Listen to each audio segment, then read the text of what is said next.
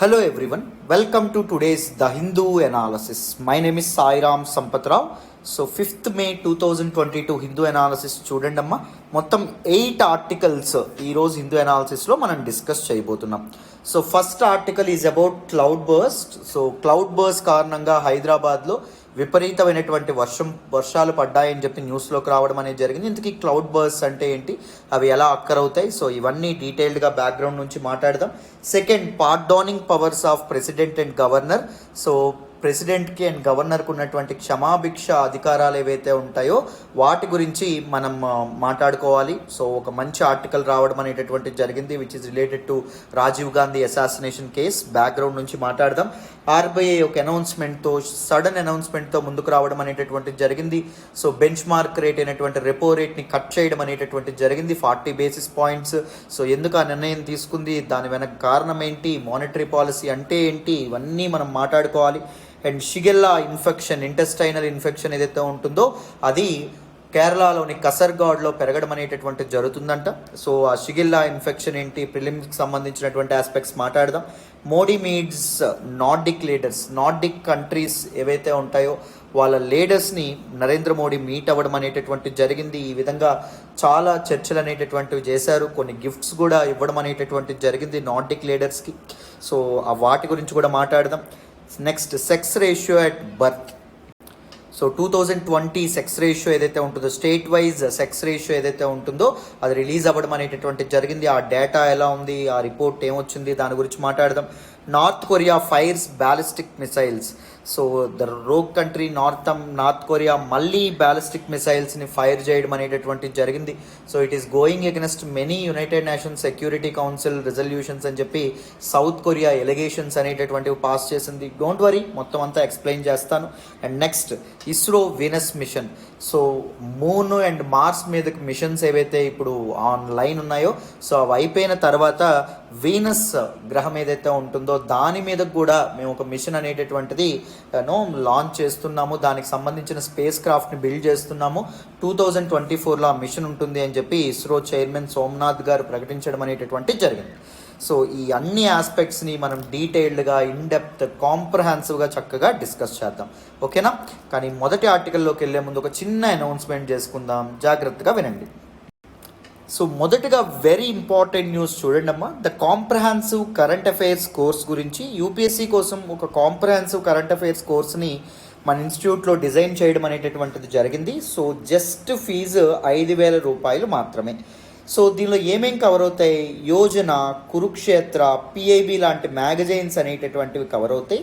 And దాంతోపాటు Indian express, live mint, the Hindu, ఈ news పేపర్స్కి చెందినటువంటి న్యూస్ పేపర్స్లో వచ్చినటువంటి ఇంపార్టెంట్ టాపిక్స్ని ఎంసీక్యూస్ రూపంలో కవర్ చేయడం అనేటటువంటిది జరుగుతుందన్నమాట. అర్థమైందా. ఈ ఫీజు కూడా 7th మే వరకే వ్యాలిడిటీలో ఉంటుంది. సో 8th మే నుంచి ఫీజు అనేటటువంటిది 10,000 అవ్వబోతుంది. సో 5,000కి మీరు లైఫ్ టైం వ్యాలిడిటీతో జాయిన్ అయ్యేటటువంటి అవకాశం, చక్కగా జాయిన్ అవ్వచ్చు. So this is Pratyusha madam number 7893899553. Madam నెంబర్కి ఫోన్ చేసి మీరు జాయిన్ అవ్వండి, ఓకేనా. రైట్. సో యూపీఎస్సీ ఇన్ఫినిటీ చూడండి నాన్న. So UPSC infinity is the flagship and premium course at our institute. So UPSC online కేవలం 60,000 రూపీస్కే మీరు జాయిన్ అవ్వచ్చు. యూపీఎస్సీ ఆఫ్లైన్ మీరు 70,000 రూపీస్కే జాయిన్ అవ్వచ్చు. ఆఫ్లైన్ ఇన్స్టిట్యూట్స్ ఎక్కడ ఉన్నాయి, శ్రీకాకుళం, వైజాగ్ అండ్ హైదరాబాద్లో మూడింట్లో కూడా ఉండడం అనేటటువంటి జరిగింది. మీరు ఎక్కడైనా జాయిన్ అవ్వచ్చు. 70,000ని మీరు 10,000 చొప్పున ఇన్స్టాల్మెంట్స్లో కట్టచ్చు. 60,000 రూపీస్ని మీరు 5,000 చొప్పున ఇన్స్టాల్మెంట్స్లో కట్టచ్చు, ఓకేనా. చక్కగా ఇన్స్టాల్మెంట్స్లో కూడా కట్టే అవకాశం అనేటటువంటిది మీకు ఉంటుంది. సో ఈ ఫీజు కూడా మీకు 15th మే వరకే వ్యాలిడిటీలో ఉంటుంది. 16th మే నుంచి ఫీజు 10,000 రూపాయలు పెరగబోతుంది అన్నమాట. అర్థమైందా. యూపీఎస్సీ ఆన్లైన్ మీద 10,000 రూపాయలు, ఆఫ్లైన్ మీద కూడా 10,000 పెరగబోతుంది. సో ఈలోపే జాయిన్ అయితే మీకు చక్కగా మనీ సేవ్ అవుతాయి. లైఫ్ టైం వ్యాలిడిటీతో వస్తున్నటువంటి కోర్సు. సో ఇది ప్రత్యూష మేడం నెంబర్కి ఫోన్ చేసి మీరు జాయిన్ అవ్వచ్చు. లేదా మన వెబ్సైట్ ఉంది, మన వెబ్సైట్లో కూడా మీరు వెబ్సైట్లో ఒకసారి చెక్ చేసి కూడా వెబ్సైట్ ద్వారా కూడా మీరు జాయిన్ అవ్వచ్చు, ఓకేనా. రైట్. మరి సో ఇప్పుడు మరి హిందూ అనాలిసిస్లో మొదటి ఆర్టికల్లోకి వెళ్ళిపోదాం, జాగ్రత్తగా వినండి. ఈరోజు హిందూ అనాలిసిస్లో మనం మాట్లాడుకునే మొదటి ఆర్టికల్ చూడండి అమ్మా. Pre dawn downpour, cloud burst leaving the city floundering. Very very very important article regarding GS paper 1 జాగ్రఫీకి సంబంధించిన ఆర్టికల్, జిఎస్ పేపర్ 3 డిజాస్టర్ మేనేజ్మెంట్కి కూడా సంబంధించినటువంటి ఆర్టికల్. ఈ ఆర్టికల్ని నేను ద హిందూలోని హైదరాబాద్ ఎడిషన్లో పేజ్ నెంబర్ 2 నుంచి సెలెక్ట్ చేసుకోవడం అనేటటువంటిది జరిగింది. Very important article. So cloud burst కారణంగా హైదరాబాద్లో నిన్న తీవ్రమైనటువంటి వర్షం కురవడం అనేటటువంటిది జరిగింది తెల్లవారుజామున. సో హైదరాబాద్ చాలా వరకు నీట మునగడం అనేటటువంటిది జరిగిందంట. ఈ కాంటెక్స్ట్లో what exactly is cloud burst? Cloud burst అంటే అర్థం ఏంటి? క్లౌడ్ బర్స్ట్ అక్కరవడానికి గల కారణాలేంటి? ఈ ఆస్పెక్ట్స్ అన్నీ మనం డీటెయిల్డ్గా బ్యాక్గ్రౌండ్ నుంచి చక్కగా అర్థం చేసుకోవాలి. సో జాగ్రత్తగా వినండి. క్లౌడ్ బర్స్ట్ గురించి మనం డీటెయిల్డ్గా మాట్లాడదాం. ఓకేనా? వినాలమ్మా. సో ఏ క్లౌడ్ బర్స్ట్ అంటే ఏంటి? It doesn't mean cloud burst into 2 pieces. ఇది మీరు జాగ్రత్తగా గుర్తుపెట్టుకోవాలి. క్లౌడ్ బర్స్ట్ అంటే క్లౌడ్ అనేది 2 పీసెస్ అయిపోవడం కాదు. సో ఇప్పుడు మీరు జాగ్రత్తగా గమనిస్తే క్లౌడ్ బర్స్ట్ అంటే ఏమంటారు? మామూలుగా ఒక క్లౌడ్ అనేది ఇలా 2 పీసెస్గా విడిపోవడం అని చెప్పి చాలా మంది అనుకుంటారు, కానీ కాదు. According to meteorologists, when a certain area receives a sudden heavy rainfall for a short time, it is called cloud burst. So meteorologist అంటే వెదర్ మీద, దాంతోపాటు క్లైమేట్ మీద తమ తాలూకు రిపోర్ట్ ఇచ్చేవాళ్ళు. వాళ్ళు ఏం చెప్తారు అంటే, వెన్ ఎ సర్టైన్ ఏరియా, ఒక నిర్దిష్టమైనటువంటి ఏరియాలో when it receives a heavy rainfall, విపరీతమైనటువంటి వర్షపాతం పడింది అనుకోండి, it usually last for some minutes అండి. 5 minutes, 7 minutes, 10 minutes and 20 minutes అంతవరకే ఉండడం అనేది జరుగుతుంది. సో ఒక చిన్న ఏరియాలో హెవీ రెయిన్ఫాల్ ఒక్కసారిగా పడిపోతే దాన్ని క్లౌడ్ బర్స్ట్ అని చెప్పి అనడం అనేది జరుగుతుంది. In the event of cloud burst, droplets of water filled with clouds suddenly come towards ground. Suddenly ground మీదకి ఈ వాటర్ డ్రాప్లెట్స్ ఏవైతే ఉంటాయో చాలా చాలా ఫాస్ట్గా పడిపోవడం అనేది జరుగుతుంది. Where the droplets usually heavier సైజ్తో ఉంటాయి. మామూలుగా ఒక డ్రిజిల్ కానీ ఒక రెయిన్ఫాల్లో సైజ్ అనేది తక్కువగా ఉంటుంది, బట్ క్లౌడ్ బర్స్ట్ టైంలో మనకి వాటర్ డ్రాప్లెట్ సైజ్ కూడా ఎక్కువగా ఉండడం అనేది జరుగుతుంది. So with in few minutes అనే క్లౌడ్ బర్స్ట్ అనేది అక్కరైనప్పటికీ విపరీతమైనటువంటి విధ్వంసాన్ని, వినాశనాన్ని సృష్టించడం అనేది జరుగుతుంది. చాలా చాలా వరదలకి కూడా ఈ క్లౌడ్ బర్స్ట్ కారణం అవడం అనేది జరుగుతుంది. చూడండి, ఇక్కడ పిక్చర్లో పై నుంచి కనిపిస్తుంది క్లౌడ్ బర్స్ట్ ఒక్కసారిగా ఎలా ఒక ఉప్పెనలా పడిపోవడం అనేది జరుగుతుందో ఎట్ ఎ వెరీ షార్ట్, ఈ వెరీ స్మాల్ ఏరియా, ఈ చిన్న ఏరియాలోనే ఇంత ఎక్కువగా పడడం అనేది జరుగుతుంది. సో ఇంతకీ మరి క్లౌడ్ బర్స్ట్ ఎలా అవుతాయి సార్, ఎలా అక్కరవుతాయి? ఇవి తెలుసుకునే ముందు ఇంకొన్ని క్లౌడ్ బర్స్ట్ గురించి డీటెయిల్స్ తెలుసుకుందాం. చూడండి, a cloud burst is an extreme amount of precipitation in a short period of time to a small geographical area. Precipitation అంటే తెలుగులో అవపాతం అంటాం. So water droplets, water falling on the ground is called precipitation. ఆ water ఎలా అయినా అవ్వచ్చు, snow రూపంలో అవ్వచ్చు, drizzle రూపంలో అవ్వచ్చు, ఎలా అయినా ఒక రెయిన్ఫాల్ రూపంలో అవ్వచ్చు, ఎలా అయినా అవ్వచ్చు, anything that is called precipitation. So ఈ క్లౌడ్ బర్స్ట్ ఏంటి? It is an extreme amount of precipitation. విపరీతంగా ధారలా వాటర్ పడిపోవడం అనేది జరుగుతుందంట. In short period of time, చాలా తక్కువ టైమే ఉంటుంది. It is small geographical area, చాలా చిన్న తక్కువ ప్రాంతంలోనే పడ్డం అనేది జరుగుతుంది. These meteorologists say that the rain from cloudburst is usually of the shower type. ఒక షవర్ లా పడ్డం అనేది జరుగుతుందంట. విత్ ఒక కుండపోతగా పడుతుంది. With a fall rate equal to or greater than 100 mm per hour. మామూలుగా యూజువల్లీ రెయిన్ఫాల్ మనకి 70 mm per hour మనకు ఉండడం అనేది జరుగుతుంది. When the rainfall, when the fall rate అనేది 100 mm per hour కంటే ఎక్కువ ఉందనుకోండి, అప్పుడు దాన్ని మనం క్లౌడ్ బర్స్ట్ అని చెప్పి అంటాం. అర్థమైందా? మరి క్లౌడ్ బర్స్ట్ ఎలా ఫామ్ అవుతుంది sir? How they are formed? Very very tough అనుకుంటారు, బట్ ఈజీగా ఎక్స్ప్లెయిన్ చేసే ప్రయత్నం చేద్దాం. కొద్దిగా అటెన్షన్ పే చేయండి. How does a cloud burst actually అక్కర్? Cloud burst do happen in plains as well. Plain ఏరియాస్లో అంటే ఆంధ్రప్రదేశ్, దాంతోపాటు మన తాలూకా తెలంగాణ, లేకపోతే తమిళనాడు, ఈ ఉత్తరప్రదేశ్, బీహార్, ఈ ప్రాంతాల్లో కూడా పడ్డం అనేది జరుగుతుంది.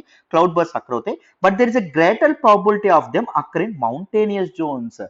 పర్వత ప్రాంతాలు ఏవైతే ఉన్నాయో అక్కడ ఎక్కువగా క్లౌడ్ బర్స్ట్ అనేవి ఏర్పాటు అవ్వడం అనేది జరుగుతుంది. అక్కడ ఎక్కువ అక్కర్ అవ్వడం అనేది జరుగుతుందంట. అంటే దాన్ని బట్టి మనం ఏమర్థం చేసుకోవచ్చు? It has to do with the terrain. భౌగోళిక స్వరూపం బట్టి కూడా క్లౌడ్ బర్స్ట్ యొక్క అక్కరెన్స్ అనేది మనకి ఆధారపడి ఉంటుంది. జోగ్రఫికల్ టెరైన్ కూడా క్లౌడ్ బర్స్ట్ యొక్క అక్కరెన్స్ ని ఇన్ఫ్లుయెన్స్ చేయడం అనేది జరుగుతుంది. డిజర్ట్ ఏరియాస్ లో అవుతుంది, ప్లెయిన్ కాంటినెంటల్ రీజియన్స్ లో కూడా, ప్లెయిన్ ఏరియాస్ లో కూడా అవుతుంది. దాంతోపాటు ఇవి ఇక్కడ అయినప్పటికీ ఎక్కువగా ఎక్కడవుతుంది? మౌంటేనియస్ రీజియన్ లో ఈ క్లౌడ్ బర్స్ట్ అనేవి అక్కర్ అవుతాయంట. Cloud bursts happen when saturated clouds are unable to produce rain because of the upward movement of very warm current of air. So ఇది నేను వర్డ్స్లో ఎక్స్ప్లెయిన్ చేసే ముందు మీకు ఈజీగా ఎక్స్ప్లెయిన్ చేసేస్తాను, తర్వాత వర్డ్స్లోకి వద్దాం, అప్పుడు మీకు ఈ వర్డ్స్ చాలా ఈజీగా అర్థమవుతాయి. చూడండి, ఏం లేదు, ముందు ఒక క్లౌడ్ అనేది ఎలా ఏర్పడుతుంది. సో సన్, సూర్యుడి నుంచి మనకి వెలుతురు, ఉష్ణోగ్రత రావడం అనేది జరుగుతుంది. సన్ వల్ల వచ్చినటువంటి హీట్ వల్ల భూమి మీద ఉండేటటువంటి వాటర్ బాడీస్ ఏవైతే ఉన్నాయో, వాటర్ బాడీస్ అనేవి హీట్ అవుతాయి. వాటర్ బాడీస్లో ఉండేటటువంటి వాటర్ ఏదైతే ఉంటుందో, వాటర్ కూడా మనకి హీట్ అవ్వడం అనేది జరుగుతుంది.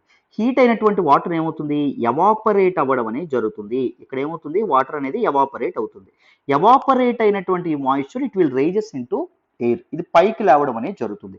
ఎప్పుడైనా ఒకటి గుర్తుపెట్టుకోండి, ఇక్కడ వాటర్ ఏదైతే ఉంటుందో ఇది వాటర్ ఎవాపరేట్ అయింది, పైకి లేస్తూ ఉంటుంది, పైకి వెళ్తూ ఉంటుంది. సో పైకి వెళ్ళేటప్పుడు ఎప్పుడైనా ఒకటి గుర్తుపెట్టుకోండి, మనకి ఆల్టిట్యూడ్ అనేది ఇంక్రీజ్ అయింది అనుకోండి. ఏంటి ఇంక్రీజ్ అయితే, ఆల్టిట్యూడ్ అనేది ఇంక్రీజ్ అయింది అనుకోండి, టెంపరేచర్ ఏదైతే ఉంటుందో టెంపరేచర్ అనేది పడిపోతుంది. టెంపరేచర్ ఏమవుతుందమ్మా, పడిపోతుంది. సో ఇది పైకి వెళ్ళినప్పుడు ఏమవుతుంది, this moisture cools down, cool అవ్వడం అనేది జరుగుతుంది. కరెక్ట్గా హైట్ ఇక్కడికి వెళ్ళినప్పుడు ఇక్కడ ఎవాపరేషన్ అనేది ఉంది కదా, పైన ఏం జరుగుతుందంటే కండెన్సేషన్ జరుగుతుంది. ఎవాపరేషన్, కండెన్సేషన్ ఎగ్జాక్ట్గా టూ ఆపోజిట్ వర్డ్స్ అండి. ఎవాపరేషన్ లో ఏం జరుగుతుంది, వాటర్ ఇక్కడ మనం కింద చూస్తే లిక్విడ్ ఏమైంది, గ్యాసియస్ గా మారడం అనేది నీటి ఆవిరిగా మారిందా. సో కండెన్సేషన్ లో ఏం జరుగుతుంది, గ్యాస్ అనేది లిక్విడ్ గా మారడం అనేది జరుగుతుంది. పైకి వెళ్ళినటువంటి ఎవాపరేట్ అయినటువంటి మాయిశ్చర్, నీటి ఆవిరి ఏదైతే ఉంటుందో అది ఏమవుతుంది, లిక్విడ్ గా మారుతుంది. చిన్న డ్రాప్లెట్స్ గా కానీ లేకపోతే ఐస్ క్రిస్టల్స్ గా కానీ మారడం అనేది జరుగుతుంది. దట్ ఈస్ హౌ ఇక్కడ క్లౌడ్ ఏదైతే ఉంటుందో క్లౌడ్ ఫామ్ అవుతుంది బికాస్ ఆఫ్ కండెన్సేషన్. సో ఈ క్లౌడ్ ఏమవుతుంది, విండ్ డైరెక్షన్ తగినట్టుగా మూవ్ అవ్వడం అనేది జరుగుతుంది. సో క్లౌడ్ మీకు మూమెంట్ కూడా మీరు ఎప్పుడు చాలాసార్లు చూసే ఉంటారు, మీకు ఇది అంతవరకు అర్థమైందని అనుకుంటున్నాను. నెక్స్ట్ చూడండి, ఇంకొక ఇంపార్టెంట్ ఆస్పెక్ట్ మీరు అర్థం చేసుకోవాలి, విండ్ డైరెక్షన్ ఎలా ఉంటుందో చూసుకోవాలి. విండ్ డైరెక్షన్ అనేది ఎలా ఉంటుంది అంటే, ఎప్పుడైనా హై ప్రెజర్ ఏరియా నుంచి లో ప్రెజర్ ఏరియాకి విండ్ అనేది వెళ్ళడం అనేది జరుగుతుంది. విండ్ మూమెంట్ అనేది ఉండడం అనేది జరుగుతుంది. ఎప్పుడైనా గుర్తుపెట్టుకోండి, ఇందాక ఇక్కడ ఇక్కడ ఉన్నటువంటి పిక్ చూడండి, మీరు జాగ్రత్తగా గమనిస్తే ఇది గ్రౌండ్ కదా, ఇది మౌంటైన్, ఇది గ్రౌండ్ లెవెల్లో ఏముంటుంది అంటే టెంపరేచర్ అనేది ఎక్కువగా ఉంటుంది. Temperature is directly proportional to pressure. So temperature ఎక్కువగా ఉంటుంది కాబట్టి ప్రెజర్ ఎక్కువగా ఉంటుంది. సో ఆల్టిట్యూడ్ పెరిగిన కొద్దీ ఏం చెప్పాం, టెంపరేచర్ తగ్గుతూ ఉంటుందని చెప్పుకున్నాం. సో పైన పీక్ లో ఏముంటుంది, టెంపరేచర్ అనేది తగ్గుతూ ఉంది. Temperature is directly proportional to pressure, అంటే టెంపరేచర్ తగ్గితే ప్రెజర్ తగ్గుతుంది, టెంపరేచర్ పెరిగితే ప్రెజర్ పెరుగుతుంది. డైరెక్ట్లీ ప్రపోర్షనల్ అంటే అర్థం. సో టెంపరేచర్ తగ్గుతుంది కాబట్టి ప్రెజర్ ఏమవుతుంది, ప్రెజర్ అనేది కూడా తగ్గడం అనేది జరుగుతుంది. అర్థమైందా. సో ఇక్కడ మీరు జాగ్రత్తగా గమనించాలి, విండ్ డైరెక్షన్ ఎలా ఉంటుంది, హై ప్రెజర్ నుంచి లో ప్రెజర్ ఉంటుంది. హై ప్రెజర్ ఎక్కడ ఉంది, ఇక్కడ హై ప్రెజర్ ఉంది, ప్రెజర్ ఎక్కువగా ఉంది. ఇక్కడ ప్రెజర్ ఎలా ఉంది, ప్రెజర్ తక్కువగా ఉంది. సో విండ్ డైరెక్షన్ ఎలా ఉంది, విండ్ డైరెక్షన్ ఇలా ఉండడం అనేది జరుగుతుంది. సో ఇలా విండ్ డైరెక్షన్ పైకి వెళ్ళడాన్ని మనం ఏమంటామో తెలుసా, ఓరోగ్రాఫిక్ లిఫ్ట్ అంటాము. ఏమంటాం నాన్న, ఓరోగ్రాఫిక్ లిఫ్ట్. జాగ్రత్తగా గుర్తుపెట్టుకోవాలి, రైట్. అయితే చూడండి, విండ్ అనేది ఇలా పైకి వెళ్తుంది. ఇప్పుడు ఏమవుతుంది అంటే ఇక్కడ ఒక క్లౌడ్ ఆల్రెడీ వచ్చిందండి, ఇక్కడ ఒక క్లౌడ్ ఆల్రెడీ వచ్చింది. సో ఈ విండ్ ఏం చేస్తుంది, సో విత్ ప్రెజర్ డిఫరెన్స్ ఎంత ఎక్కువ ఉంటే విండ్ ఫ్లో కూడా అంత ఎక్కువగా ఉండడం అనేది జరుగుతుంది. విండ్ చాలా ఫాస్ట్ గా వెళ్తుంటుంది. సో ఈ క్లౌడ్ ఏదైతే ఉంటుందో ఈ రెడీ టు రైన్ అనమాట. సో ఆల్మోస్ట్ సాచురేషన్ పాయింట్ లో ఉంటుంది, ఆల్మోస్ట్ వర్షపాతం, ఇలా నేను వర్షాన్ని వెదజల్లుతాననే టైంలో ఉంటుంది. అప్పుడు ఈ తాలూకా వామ్ ఎయిర్ ఏం చేస్తుంది, నువ్వు వర్షం పడకు అని చెప్పి పైకి నెట్టుతా ఉంటుంది దీన్ని. ఈ క్లౌడ్ ఏదైతే ఉంటుందో ఈ క్లౌడ్ ని పైకి నెట్టుతా ఉంటుంది. ఈ క్లౌడ్ ఏమవుతుంది, పైకి వెళ్ళడం అనేది జరుగుతుంది. క్లౌడ్ ఏమవుతుంది, పైకి వెళ్ళిపోతా ఉంటది. అండ్ ఈ వామ్ ఎయిర్ ఏం చేస్తుంది, ఇక్కడ ఉండేటటువంటి వాటర్ ఉంటుందా, ఈ వాటర్ అంతా ఎవాపరేట్ చేసుకుంటూ మోసుకుంటూ వెళ్తుంది. ఇప్పుడు దిస్ పర్టికులర్ ఎవాపరేషన్ పైకి వెళ్ళి ఏమవుతుంది, కండెన్సేషన్ అవుతుంది. సో ఇలా ఉన్నటువంటి క్లౌడ్ ఏదైతే ఉంటుందో అది బిగ్గర్ అయిపోతుంది. కొత్త వాటర్ డ్రాప్లెట్స్ కూడా యాడ్ అవుతా ఉంటాయి కదా, బిగ్గర్ అయిపోతుంది విపరీతంగా. సో అది ఆల్రెడీ సాచురేషన్ పాయింట్ లో ఉంటుంది. వర్షం పడేటట్టు ఉంటే ఇది వర్షం పడనివ్వదాయే, ఏది కింద నుంచి వెళ్ళేటటువంటి వామ్ ఎయిర్. ఈ వామ్ ఎయిర్ కూడా ఎక్స్ట్రాగా ఏం చేస్తుంది, వాటర్ డ్రాప్లెట్స్ ఎక్స్ట్రా యాడ్ చేస్తుంది, కండెన్సేషన్ ఇంకా పెంచుతుంది. కండెన్సేషన్ అంటే ఏం చెప్తాం, గ్యాసియస్ నుంచి లిక్విడ్ కి మారడం, అంటే క్లౌడ్ అనేది బిగ్గర్ గా అవుతా ఉంటది. సో క్లౌడ్ ఎప్పుడైతే అమ్మో నేను ఈ బరువుని తట్టుకోలేను అనుకుంటుందో ఆ టైంలో క్లౌడ్ ఒక్కసారిగా వర్షపాతాన్ని వెదజల్లుతుంది. In very short area, very small ఏరియాలో ఈ వర్షపాతం సడన్ గా పడ్డాన్నే మనం ఏమంటాము, క్లౌడ్ బర్స్ట్ అని చెప్పి అనడం అనేది జరుగుతుంది. సో చూడండి ఇక్కడ రాసింది చూడండి, ఇది ఎక్స్ప్లెయిన్ చేస్తే మీకు ఇంకా డీటెయిల్గా అర్థమైపోతుంది. Cloud burst happen when saturated clouds అంటే ఏంటి, సాచురేషన్ పాయింట్ కి రీచ్ అయినటువంటి క్లౌడ్స్, వర్షపాతం ఇలా వర్షపాతానికి ఇలా పడిపోతుంది, వర్షపాతం వెదజల్లడానికి దగ్గరగా ఉండేటటువంటి cloud. They are unable to produce rain, they are saturated, అయినా వాళ్ళకి రెయిన్ అనేది పడడం అనేది జరగదు. And they are unable to produce rain, వర్షపాతం పడడం అనేది జరగదు. ఎందుకు? Because of the upward movement of very warm current of air. ఎందుకంటే ఇప్పుడే చెప్పాం కదా, పైకి వెళ్ళేటటువంటి వార్మ్ కరెంట్ ఎయిర్ ఏదైతే ఉంటుందో దానివల్ల. అర్థమైందా? దానివల్ల. నెక్స్ట్ చూడండి, rain drops instead of dropping down are carried upwards by the air current. So ఈ రెయిన్ డ్రాప్స్ ఏవైతే ఉన్నాయో, కండెన్స్ అయినటువంటి, ఇది పీక్ కదా, ఇక్కడ కండెన్స్ అయినటువంటి క్లౌడ్ ఉంటుందా, ఈ క్లౌడ్ రెయిన్ వాటర్ కింద పడకుండా ఏం జరుగుతుంది, ఈ మూమెంట్ వల్ల ఇంకా పైకి వెళ్ళిపోవడం అనేది జరుగుతుంది, పైకి వెళ్ళడం అనేది జరుగుతుంది. New drops are formed and existing rain drops gain in size. So ఈ వార్మ్ ఎయిర్ ఏం చేస్తుంది, వస్తూ ఎవాపరేటెడ్ మాయిశ్చర్ ఏదైతే ఉంటుందో మాయిశ్చర్ ను కూడా తీసుకొస్తుంది. దానివల్ల కండెన్సేషన్ ప్రాసెస్ ఇంకా ఇంక్రీజ్ అవ్వడం అనేది జరుగుతుంది. This cloud gets bigger, bigger and bigger, చాలా పెద్దది అవ్వడం అనేది జరుగుతుంది. ఆఫ్టర్ ఏ పాయింట్, కొంత సమయం తర్వాత, rain drops become too heavy for the cloud to hold on to. So rain drops అనేవి విపరీతం అయిపోతాయి, చాలా వెయిట్, చాలా బరువుతో కూడుకోవడం అనేది జరుగుతుంది ఆ క్లౌడ్, ఆ మేఘం. సో ఇంకా క్లౌడ్ భరించలేదు ఆ వెయిట్ ని. Then they drop down together in a quick flash. ఒక్కసారిగా టక్కని ఆ తాలూకా ఇదేదైతే ఉంటుందో, ఆ వర్షపాతం ఏదైతే ఉంటుందో అది పడ్డం అనేది జరుగుతుంది. దాన్నే మనం క్లౌడ్ బర్స్ట్ అని చెప్పడం అనేది జరుగుతుంది. అర్థమైందా? మీకు డీటెయిల్డ్ గా అర్థమైందనే అనుకుంటున్నాను. Now let us look at the effects of cloud burst. Cloud burst యొక్క ఎఫెక్ట్ చూడండి. ఫ్లాష్ ఫ్లడ్స్ కారణం అవడం అనేది జరుగుతుంది. ఒక్కసారిగా వరదలు రావడానికి కారణం అవ్వడం అనేది జరుగుతుంది. ఒక్కసారిగా నదులు కానీ కొట్టుకుంటూ వచ్చేస్తాయి. వర్షం అనేది చాలా స్మాల్ ఏరియాలో with in very short time heavy rainfall అనేది రావడం వల్ల, చాలా తక్కువ టైమే పడినప్పటికీ వర్షం, హెవీ రెయిన్ఫాల్ వల్ల సో వర్షం విపరీతంగా ఈ ఫ్లాష్ ఫ్లడ్స్ అనేవి, వరదలు అనేవి రావడం అనేది జరుగుతుంది. Accompanying effect of cloud burst on terrain. చూడండి ఇంకేమవుతుందో, షీట్ ఫ్లడ్స్ అనేవి రావడం అనేది జరుగుతుంది. దాంతోపాటు ల్యాండ్ స్లైడ్స్ అనేవి రావడం అనేది జరుగుతుంది. అండ్ మడ్ ఫ్లోస్ ఏవైతే ఉన్నాయో, మీకు మౌంటైనస్ ఏరియాస్ లో ఉండేటటువంటి మడ్స్, రాక్స్ ఇవన్నీ కొట్టుకుంటూ వచ్చేస్తాయి కదా, సో ఇలాంటి ఫ్లో అనేది రావడం అనేది జరుగుతుంది. ల్యాండ్ కేవింగ్ అనేది ఏర్పడుతుంది. ఇది ల్యాండ్ అనుకోండి, కింద ఉండేటటువంటి దీస్ ఇవేవైతే ఉంటాయో, వాటర్ అనేది ఇలా ఫ్లో అవడం వల్ల ఈ కింద కేవ్స్ అనేవి ఫామ్ అవ్వడం అనేది జరుగుతుంది. అదైన గుహలు అనేవి ఫామ్ అవ్వడం అనేది జరుగుతుంది. Flash floods, houses and establishments getting swept away.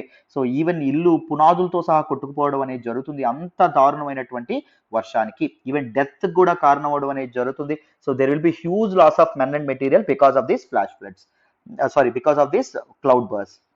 Blocking path of rivers that may lead to temporary damming. So కొట్టుకొచ్చేటటువంటి ఈ బురద, మడ్ ఫ్లోస్, ఈ ల్యాండ్ స్లైడ్ వల్ల మనకేమవుతుంది, భూమి కూడా, ఈ ద సర్ఫేస్ ఆఫ్ ల్యాండ్ ఏదైతే ఉంటుందో అది కూడా కొట్టుకుంటూ రావడం అనేది జరుగుతుంది. దీని వల్ల కూడా రివర్స్ ఏవైతే ఉన్నాయో, రివర్స్ అడ్డుగా మడ్ ఏదైతే ఉంటుందో, ఆ బురద ఏదైతే ఉంటుందో అది ఆగిపోతుంది. సో టెంపరీగా ఒక డ్యామ్ లాగా ఏర్పడడం అనేది జరుగుతుంది. అండ్ ఒక రిజర్వాయర్ ఏదైతే ఉంటుందో, అంటే స్టోరేజ్ ఆఫ్ వాటర్, ఈ వాటర్ ఏదైతే ఉంటుందో అలా స్టోర్ అవ్వడం అనేది జరుగుతుంది. And it consequent collapse. ఒకవేళ ఇది తట్టుకోలేక ఇది కొలాప్స్ అయింది అనుకోండి, మళ్ళీ ఫ్లాష్ ఫ్లడ్స్ ఏవైతే ఉన్నాయో దానికి దారి తీయడం అనేది జరుగుతుంది. రీసెంట్ గా మనం ఉత్తరాఖండ్ ఏదైతే ఉంటుందో, ఉత్తరాఖండ్ లో కూడా గ్లేషియల్ బర్స్ట్, ఉత్తరాఖండ్ లో ఫ్లడ్స్ వచ్చినాయి ఒక్కసారిగా. అది గ్లేషియల్ బర్స్టా, లేకపోతే ల్యాండ్ స్లైడా, లేకపోతే మన తాలూకా క్లౌడ్ బర్స్టా తెలియక మనం చాలా లేకపోతే అవలాంచియా అని తెలియక చాలా కన్ఫ్యూజ్ అవ్వడం అనేది జరిగింది. సో రీసెంట్ గా దట్ ఈస్ అన్ అవలాంచి అని తేల్చారు. It is not a glacial burst. ఒక గ్లేషియర్ అనేది బర్స్ట్ అవ్వలేదు, ఒక అవలాంచి అని తేలడం అనేది జరిగింది. రైట్. సో మీ క్లౌడ్ బర్స్ట్ గురించి డీటెయిల్డ్గా ఇన్ డీటెయిల్ అర్థమైందని అనుకుంటున్నాను. మీరు నేర్చుకోవడమే కాకుండా వేరే వాళ్ళకి కూడా మీరు చెప్పగలరని నేను అనుకుంటున్నాను. Right, this is all about this particular article అమ్మ. మరి నెక్స్ట్ ఆర్టికల్ మాట్లాడదాం. ఇంతే కాంప్రహెన్సివ్గా డీటెయిల్డ్గా ప్రతి ఆర్టికల్ని డిస్కస్ చేద్దాం. జాగ్రత్తగా ఫోకస్డ్గా వినండి. ఈరోజు హిందూ ఎనాలిసిస్లో మనం మాట్లాడుకునే నెక్స్ట్ ఆర్టికల్ చూడండి. President has no role to play in Perarivalan's plea says supreme court. Very important article regarding GS paper 2 అండి, పాలిటీ అండ్ గవర్నెన్స్కి సంబంధించినటువంటి article. So the year 1991, 1991 May 21వ తారీఖున former prime minister of our India, అతని పేరు Rajiv Gandhi, so Rajiv Gandhi యొక్క assassination అనేటటువంటిది జరిగింది. రాజీవ్ గాంధీని అసాసినేట్ చేసినటువంటి వాళ్ళు ఎవరు అంటే, అప్పుడు శ్రీలంకన్ సివిల్ వార్లో శ్రీలంకన్ గవర్నమెంట్కి వ్యతిరేకంగా పోరాడుతున్నటువంటి ఎల్టీటీఈ గ్రూప్.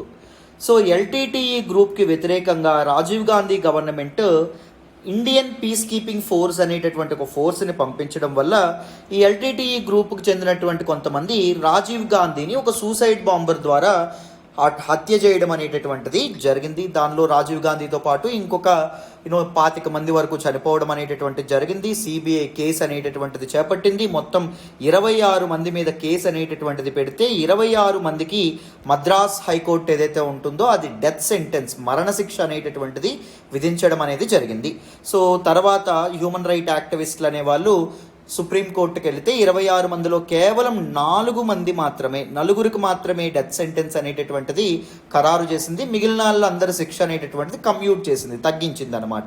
ఈ నలుగురిలో ఒకరు ఎవరు అంటే పెరరివాలన్ అనేటటువంటి ఒక వ్యక్తి. సో ఈయన జైలుకి వెళ్ళినప్పుడు ఈ కేసు మీద ఈయన యొక్క వయసు కేవలం 19 ఏళ్ళు అనమాట.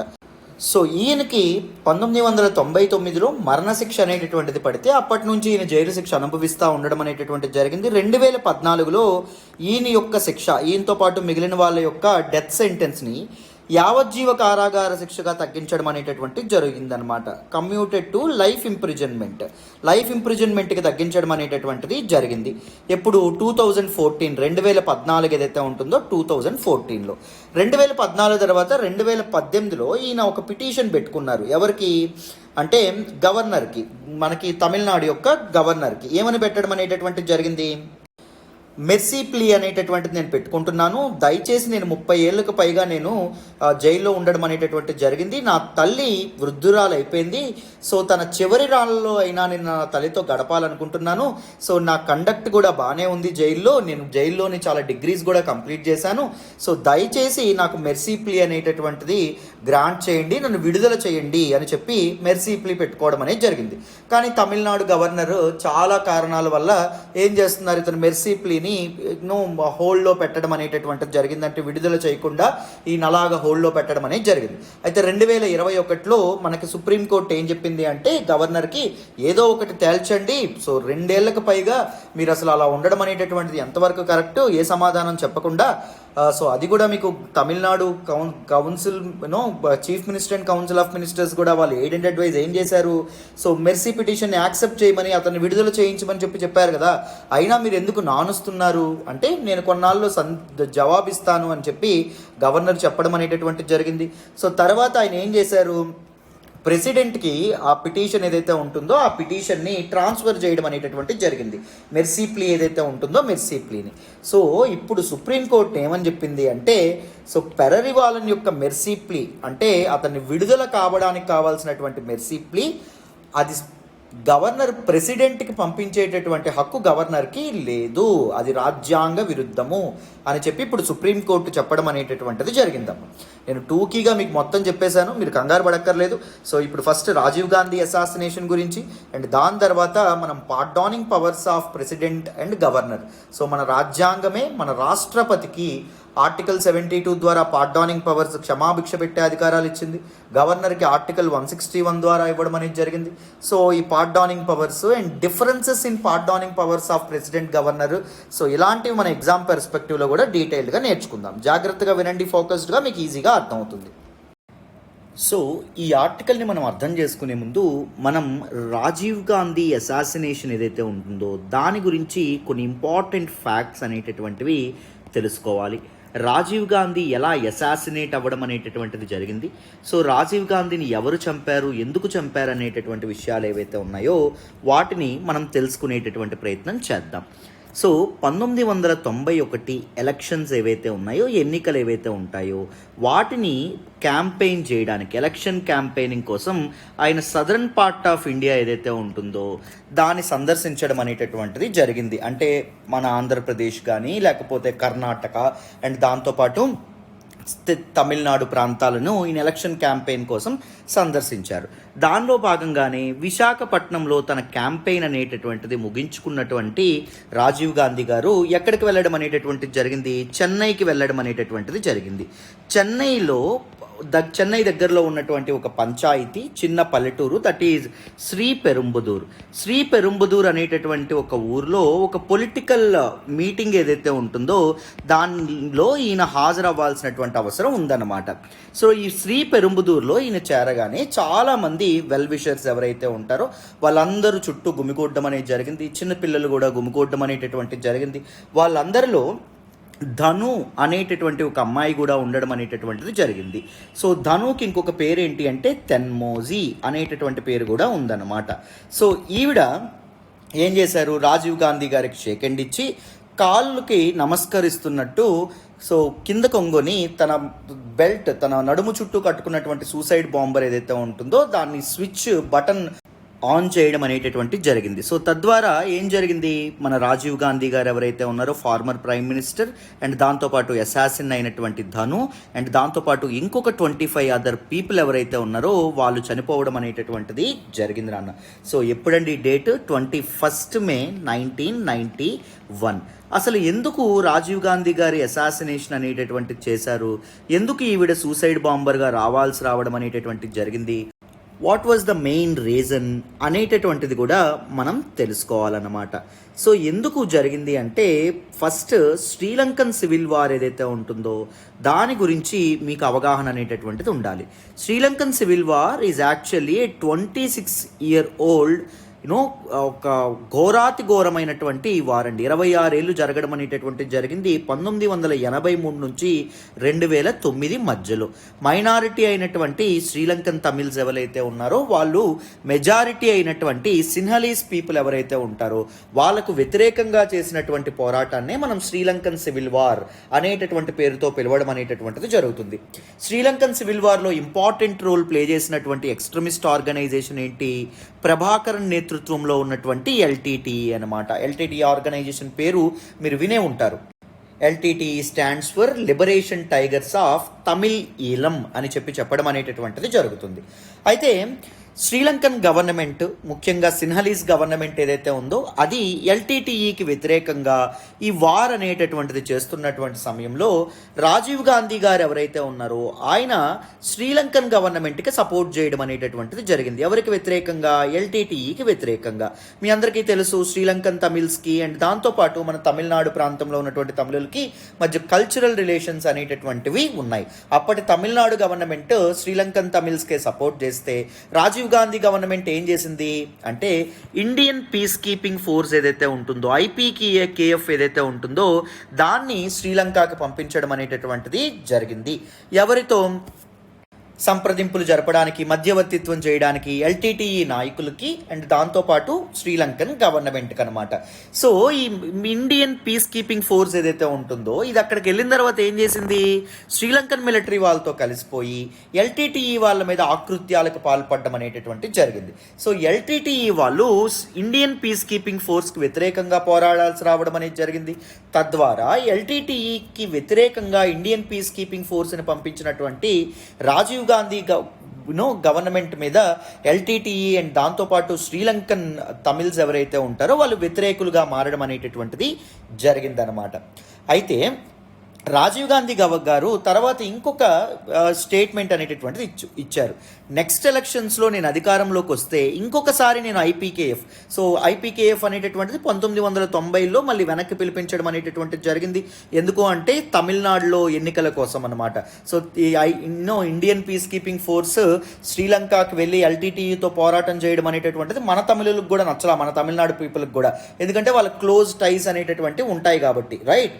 సో ఈ ఐపీకేఎఫ్ ఎలక్షన్స్ ముందు పిలిపించారు. ఎందుకు, తమిళనాడులో ఒకవేళ పీపుల్ ఎగ్నెస్ట్ అయిపోయారు అనుకోండి కాంగ్రెస్ గవర్నమెంట్కి, సో పొలిటికల్ సూసైడ్ అవుతుందా లేదా, పొలిటికల్గా అది ప్రాబ్లం అవుతుందా లేదా, అందుకోసం అని చెప్పి వెనక్కి పిలిపించిన తర్వాత కూడా నార్త్ ఇండియాలో జరుగుతున్నటువంటి ఒక క్యాంపెయిన్లో ఈయన ఏం చెప్పారు అంటే నేను మళ్ళీ ఐపీకేఎఫ్ని, ఇండియన్ పీస్ కీపింగ్ ఫోర్స్ ఏదైతే ఉంటుందో దాన్ని పంపిస్తాను శ్రీలంకకి అని చెప్పి ఈయన వ్యాఖ్యానించడం అనేటటువంటిది జరిగింది. ఈయన ఎప్పుడైతే స్టేట్మెంట్ పాస్ చేయడం అనేటటువంటిది జరిగిందో వెంటనే ఎల్టీటీఈ నాయకులు అండ్ దాంతోపాటు శ్రీలంకన్ తమిళ్స్ ఎలర్ట్ అయ్యారు. మళ్ళీ ఈయన అధికారంలోకి వస్తే మళ్ళీ ఇండియన్ పీస్ కీపింగ్ ఫోర్స్ వస్తుంది, మనకు వ్యతిరేకంగా పోరాటం చేస్తుంది అని చెప్పి వాళ్ళు ఏం చేశారు, ఈ అసాసినేషన్కి సూసైడ్ బాంబర్ ద్వారా సో మనకి తమిళనాడులో ఉన్నటువంటి శ్రీ పెరుంబుదూర్ అనేటటువంటి ప్రాంతంలో ఈ పర్టిక్యులర్ అసాసినేషన్కి పాల్పడడం అనేటటువంటి జరిగింది.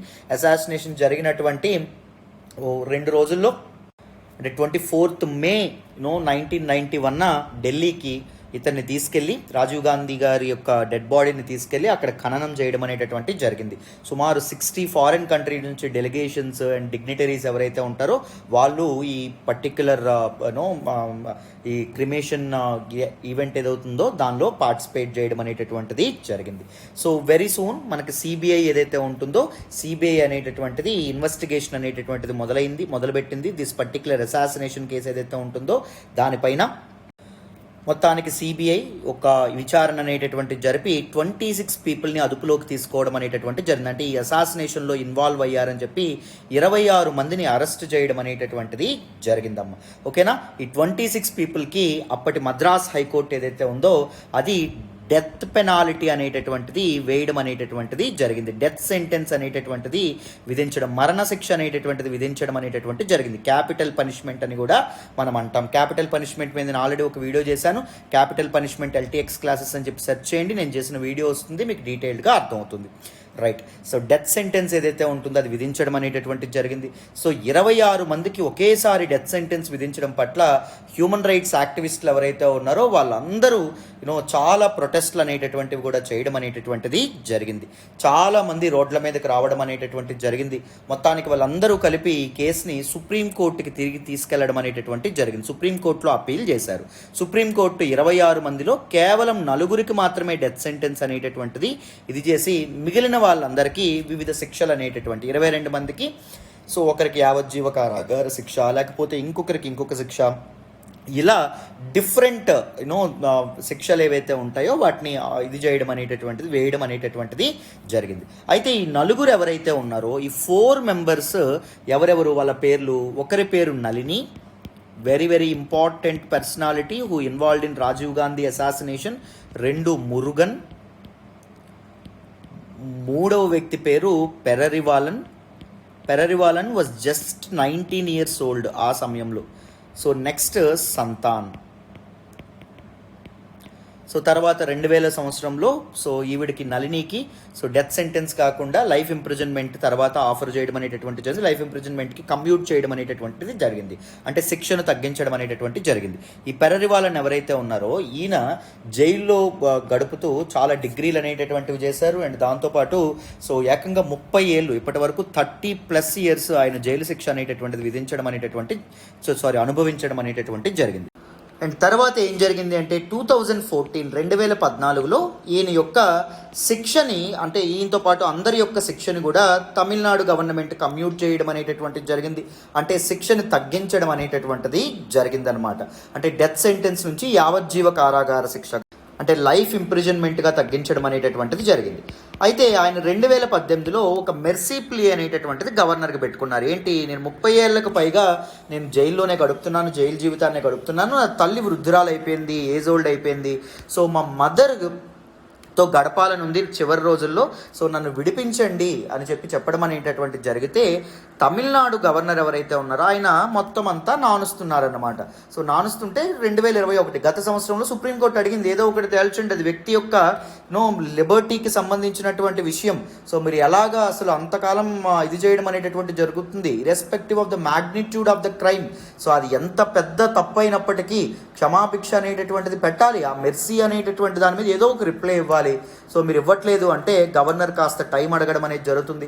ఆయన మొత్తానికి ప్రెసిడెంట్కి తన ఏదైతే ఉంటుందో అది దాన్ని ట్రాన్స్ఫర్ చేస్తాను అని చెప్పి, అంటే సో సుప్రీంకోర్టు ఏదైతే ఉందో సుప్రీంకోర్టు ఏం చెప్తుంది అంటే ఇప్పుడు రీసెంట్గా ఏం చెప్పింది నిన్న, సో ఈ పర్టిక్యులర్ మెర్సీ ప్లీని ప్రెసిడెంట్కి ట్రాన్స్ఫర్ చేసేటటువంటి హక్కు గవర్నర్కి అయితే లేదు, రాజ్యాంగం అది ఇవ్వలేదు. He need to decide upon the aid and advise of chief minister and his council of ministers even for this mercy plea or pardoning power. So అది అర్థం చేసుకోవాలనే విధంగా మనకు సుప్రీంకోర్టు ఇప్పుడు చెప్పడం అనేటటువంటిది జరిగింది తమిళనాడు గవర్నర్కి. అర్థమైందా? సో మీరు డెసిషన్ తీసుకోకపోతే మేము డెసిషన్ తీసుకుంటాం అనే విధంగా కూడా కాస్త ఘాటుగానే మాట్లాడింది. రైట్. సో ఇప్పుడు మనం ఏం చేద్దాము అంటే pardoning powers of president and governor ఈ రెండు మనం డిస్కస్ చేసేటటువంటి ప్రయత్నం చేద్దాం. జాగ్రత్తగా ఫోకస్డ్గా వినండి, మీకు క్లియర్గా అర్థమవుతుంది. ఎగ్జామ్లో ఏ క్వశ్చన్స్ వచ్చినా మీరు ఆన్సర్ చేస్తారు. వినండి అమ్మా. సో ఇప్పుడు మనం మన భారత రాజ్యాంగం రాష్ట్రపతికి అండ్ గవర్నర్ పొజిషన్లో ఉన్నటువంటి వ్యక్తికి ఇచ్చినటువంటి పార్డానింగ్ పవర్స్, క్షమాభిక్ష పెట్టేటటువంటి అధికారాలు ఏవైతే ఉంటాయో వాటి గురించి మనం మాట్లాడే ప్రయత్నం చేద్దాం. వినండి. క్షమాభిక్ష పెట్టేటటువంటి అధికారాన్ని రాష్ట్రపతికి ఇచ్చినటువంటి ఆర్టికల్ ఏంటి? ఆర్టికల్ 72 ఆఫ్ అవర్ కాన్స్టిట్యూషన్, మన రాజ్యాంగంలో ఉన్నటువంటి అధికరణ 72. ఇది ప్రెసిడెంట్కి పార్డానింగ్ పవర్స్ అనేటటువంటి ఇవ్వడం అనేటటువంటిది జరిగింది. ఎవరికి పార్డానింగ్ పవర్స్ ఇవ్వచ్చు? Punishment or sentences for offence against union law, అంటే సెంట్రల్ గవర్నమెంట్ చేసినటువంటి ఏ చట్టానికి వ్యతిరేకంగా ఏదైనా పని చేసి దోషిగా నిరూపితమైనటువంటి ఏ వ్యక్తి అయినా పనిష్మెంట్ కోర్టు పనిష్ చేసినటువంటి ఏ వ్యక్తికైనా పార్డాన్ చేయొచ్చు. Punishment or sentences by a court martial, military court ఇచ్చినటువంటి పనిష్మెంట్ ఏదైతే ఉంటుందో పనిష్మెంట్ని కూడా పార్డాన్ చేయొచ్చు. Sentence is a sentence of death, మరణశిక్ష ఏదైతే ఉంటుందో దాన్ని గురించి కూడా క్షమాభిక్ష అనేటటువంటిది ప్రసాదించవచ్చు. అర్థమైందా? ఏ తీర్పు అయినా ఏ శిక్ష నుంచి అయినా ఒక వ్యక్తిని విముక్తుని చేసేటటువంటి హక్కుని ప్రెసిడెంట్కి అప్పగించడం అనేటటువంటి జరిగింది. గవర్నర్కి కూడా అప్పగించారు. రైట్, గవర్నర్కి ప్రెసిడెంట్కి పార్డానింగ్ పవర్స్ మధ్య కొన్ని ఎగ్జంప్షన్స్ ఉన్నాయి, కొన్ని డిఫరెన్సెస్ ఉన్నాయి. వాటిని మనం కొద్దిసేపట్లో తెలుసుకుందాం. So pardoning power of the president చూడండి ఏవేవి ఉన్నాయో. ఫస్ట్, పార్డాన్ చేసేటటువంటి అధికారం, అంటే అతనికి విధించినటువంటి శిక్షని అండ్ దాంతోపాటు అతని కన్విక్షన్, అతని దోషి అని చెప్పినటువంటి ఆ స్టేట్మెంట్ ఏదైతే ఉంటుందో దాన్ని ఆయన మీద నింద ఏదైతే ఉంటుందో రెండింటిని తొలగించవచ్చు అన్నమాట. అర్థమైందా? ఒక వ్యక్తి మీద విధించినటువంటి ఆల్ సెంటెన్సెస్, అన్ని శిక్షలను, పనిష్మెంట్స్ను, డిస్క్వాలిఫికేషన్స్ను మొత్తాన్ని కొట్టివేసేటటువంటి అధికారం ప్రెసిడెంట్కి కల్పించారు. కమ్యుటేషన్ అనేటటువంటిది ఉంది. కమ్యుటేషన్ అంటే ఏంటి? One form of the punishment నుంచి లైటర్ ఫామ్కి మార్చేటువంటి అధికారం. సపోజ్ ఒక వ్యక్తికి డెత్ పెనాల్టీ అనేటటువంటిది విధించారనుకోండి. సో ఆ వ్యక్తికి యావజ్జీవ కారాగార శిక్ష అనేటటువంటిది విధించండి, లైఫ్ ఇంప్రిజన్మెంట్ విధించండి అని చెప్పేటటువంటి ఆ విధంగా శిక్షను తగ్గించేటటువంటి హక్కు కూడా ప్రెసిడెంట్కి ఉంది. రెమిషన్ అంటే ఏంటి అంటే without change in the character of the sentence character అనేది మార్చకుండా పీరియడ్ ఆఫ్ సెంటెన్స్ అనేటటువంటి తగ్గించడం అనమాట. సపోజ్ యావజ్జీవ కారాగార శిక్ష విధించబడినటువంటి వ్యక్తికి ఫైన్ కానీ ఇవన్నీ విధించడం, అలా మార్చడం కుదరదు. కానీ సో యావజ్జీవ కారాగార శిక్ష విధించినటువంటి వ్యక్తికి ఒక 10 సంవత్సరాలు కానీ లేకపోతే 6 సంవత్సరాల వరకే ఈ శిక్ష ఏదైతే ఉంటుందో అది తగ్గించవచ్చు అనమాట. The time period of that particular sentence తగ్గించవచ్చు. రెస్పైట్ అంటే ఏంటి అంటే లెస్సర్ సెంటెన్స్ని, తక్కువ శిక్ష ఏదైతే ఉంటుందో దాన్ని ఆఫర్ చేయొచ్చు కోర్టులో ఒకవేళ పెద్ద శిక్ష అనేటటువంటిది వేస్తే. సో అది కూడా ఎప్పుడు ఫిజికల్ డిజేబిలిటీ కానీ లేకపోతే ఉమెన్ యొక్క ప్రెగ్నెన్సీని కానీ దృష్టిలో పెట్టుకుని ఒక మానవతా దృక్పథంతో ప్రెసిడెంట్ ఈ పని చేయొచ్చు. రెప్రీవ్ అంటే ఏంటి? ఒక సెంటెన్స్ని ఎగ్జిక్యూట్ చేయకుండా స్టే విధించడం. సపోజ్ ఒక డెత్ సెంటెన్స్ ఏదైతే ఉంటుందో డెత్ సెంటెన్స్ని కోర్టు ఇచ్చింది అనుకోండి, డెత్ సెంటెన్స్ ఏదైతే ఉంటుందో డెత్ సెంటెన్స్ని మీకు పార్డాన్ చేయకపోయినా ఒక రాష్ట్రపతికి దాన్ని పోస్ట్ పోన్ చేసేటటువంటి అధికారం, స్టే విధించేటటువంటి అధికారం రాష్ట్రపతికి అయితే ఉంది. రెప్రీవ్ అధికారం ఉంది. ఓకేనా? ఇది గుర్తుపెట్టుకోండి. మరి గవర్నర్కి కూడా క్షమాభిక్ష పెట్టేటటువంటి అధికారం ఉంటుంది. గవర్నర్కి క్షమాభిక్ష పెట్టేటువంటి అధికారాన్ని ఇచ్చినటువంటి ఆర్టికల్ ఏంటి? ఆర్టికల్ 161 ఆఫ్ ద కాన్స్టిట్యూషన్ అమ్మ. ఇది పార్డానింగ్ పవర్స్ ఏదైతే ఉంటుందో అది ఇస్తుంది. కానీ ప్రెసిడెంట్కి ఉన్నటువంటి క్షమాభిక్ష హక్కులు ఏవైతే ఉంటాయి, క్షమాభిక్ష పెట్టేటువంటి హక్కులకి గవర్నర్కి ఉండేటటువంటి హక్కులకి తేడా అనేటటువంటిది ఉంది. President he can pardon sentences inflicted by a court martial, అంటే ఒక మిలిటరీ కోర్టు విధించినటువంటి శిక్షలు ఏవైతే ఉంటాయో వాటిని కూడా పార్డాన్ చేసేటటువంటి అధికారం ప్రెసిడెంట్కి ఉంది, కానీ గవర్నర్కి అయితే లేదు. అండ్ దాంతోపాటు president can pardon death sentences. President ఎవరైతే ఉన్నారో రాష్ట్రపతి డెత్ సెంటెన్సెస్కి క్షమాభిక్ష అనేటటువంటిది పెట్టొచ్చు, అంటే పూర్తిగా సెంటెన్స్ని తొలగించేయచ్చు. వైల్ గవర్నర్ ఈ పర్టికులర్ డెత్ సెంటెన్స్కి పార్డానింగ్ చేయడం అనేటటువంటిది కుదరదు. Even if A state law prescribes death sentence, ఒక రాష్ట్రం చేసినటువంటి ఒక చట్టంలో పలానా పని చేస్తే డెత్ సెంటెన్స్ ఉంటుంది అని చెప్పి ఉన్నప్పటికీ సో ఈ డెత్ సెంటెన్స్కి పార్డానింగ్ క్షమాభిక్ష పెట్టేటటువంటి అధికారం కేవలం రాష్ట్రపతికి మాత్రమే ఉంటుంది, కానీ గవర్నర్కి అయితే ఉండదమ్మా. అది మీరు చాలా జాగ్రత్తగా గమనించాలి. కానీ గవర్నర్ పార్ట్ డౌన్ చేయొచ్చు, రిప్రీవ్ చేయొచ్చు, రెస్పైట్ చేయొచ్చు, రెమిషన్ చేయొచ్చు. ఏంటి, డెత్ సెంటెన్స్ కాకుండా మిగిలిన పనిష్మెంట్స్ ఏవైతే ఉన్నాయో మిగిలిన పనిష్మెంట్స్. సో మొదట పార్ట్ డౌన్ అంటే ఏంటి, కంప్లీట్గా శిక్ష నుంచి ఒక వ్యక్తిని విముక్తుని చేయడం. రెప్రీవ్ అంటే ఏమని చెప్పుకున్నాం అంటే ఒక సెంటెన్స్ మీద స్టే విధించడం. రెస్పైట్, గవర్నర్ ఇక్కడ డెత్ సెంటెన్స్ మీద కూడా స్టే విధించవచ్చు కొన్నాళ్ళు. రెస్పైట్ అంటే ఏంటి, మానవతా దృక్పథంతో ఒక వ్యక్తి యొక్క శిక్షను తగ్గించేటటువంటి ప్రయత్నం చేయడం. రెమిషన్ అంటే ఏంటి, పీరియడ్ ఆఫ్ సెంటెన్స్ ఏదైతే ఉంటుందో దాన్ని తొలగించడం, దాన్ని తగ్గించడం. దాంతోపాటు కమ్యూట్ అంటే అర్థం ఏంటి, one form of the sentence నుంచి అదర్ ఫామ్కి ఏం చేయడం, శిక్ష ఏదైతే ఉంటుందో దాన్ని తగ్గించడం. అమ్మ అర్థమైందా? Who is any person convicted of any offence against state law, ఆ రాష్ట్రానికి చెందినటువంటి ఈ చట్టం ఏదైతే ఉంటుందో ఆ చట్టం ప్రకారం ఒకవేళ దోషిగా తేలితే ఈ రకమైనటువంటి పార్డోనింగ్ పవర్స్ ఇచ్చారు.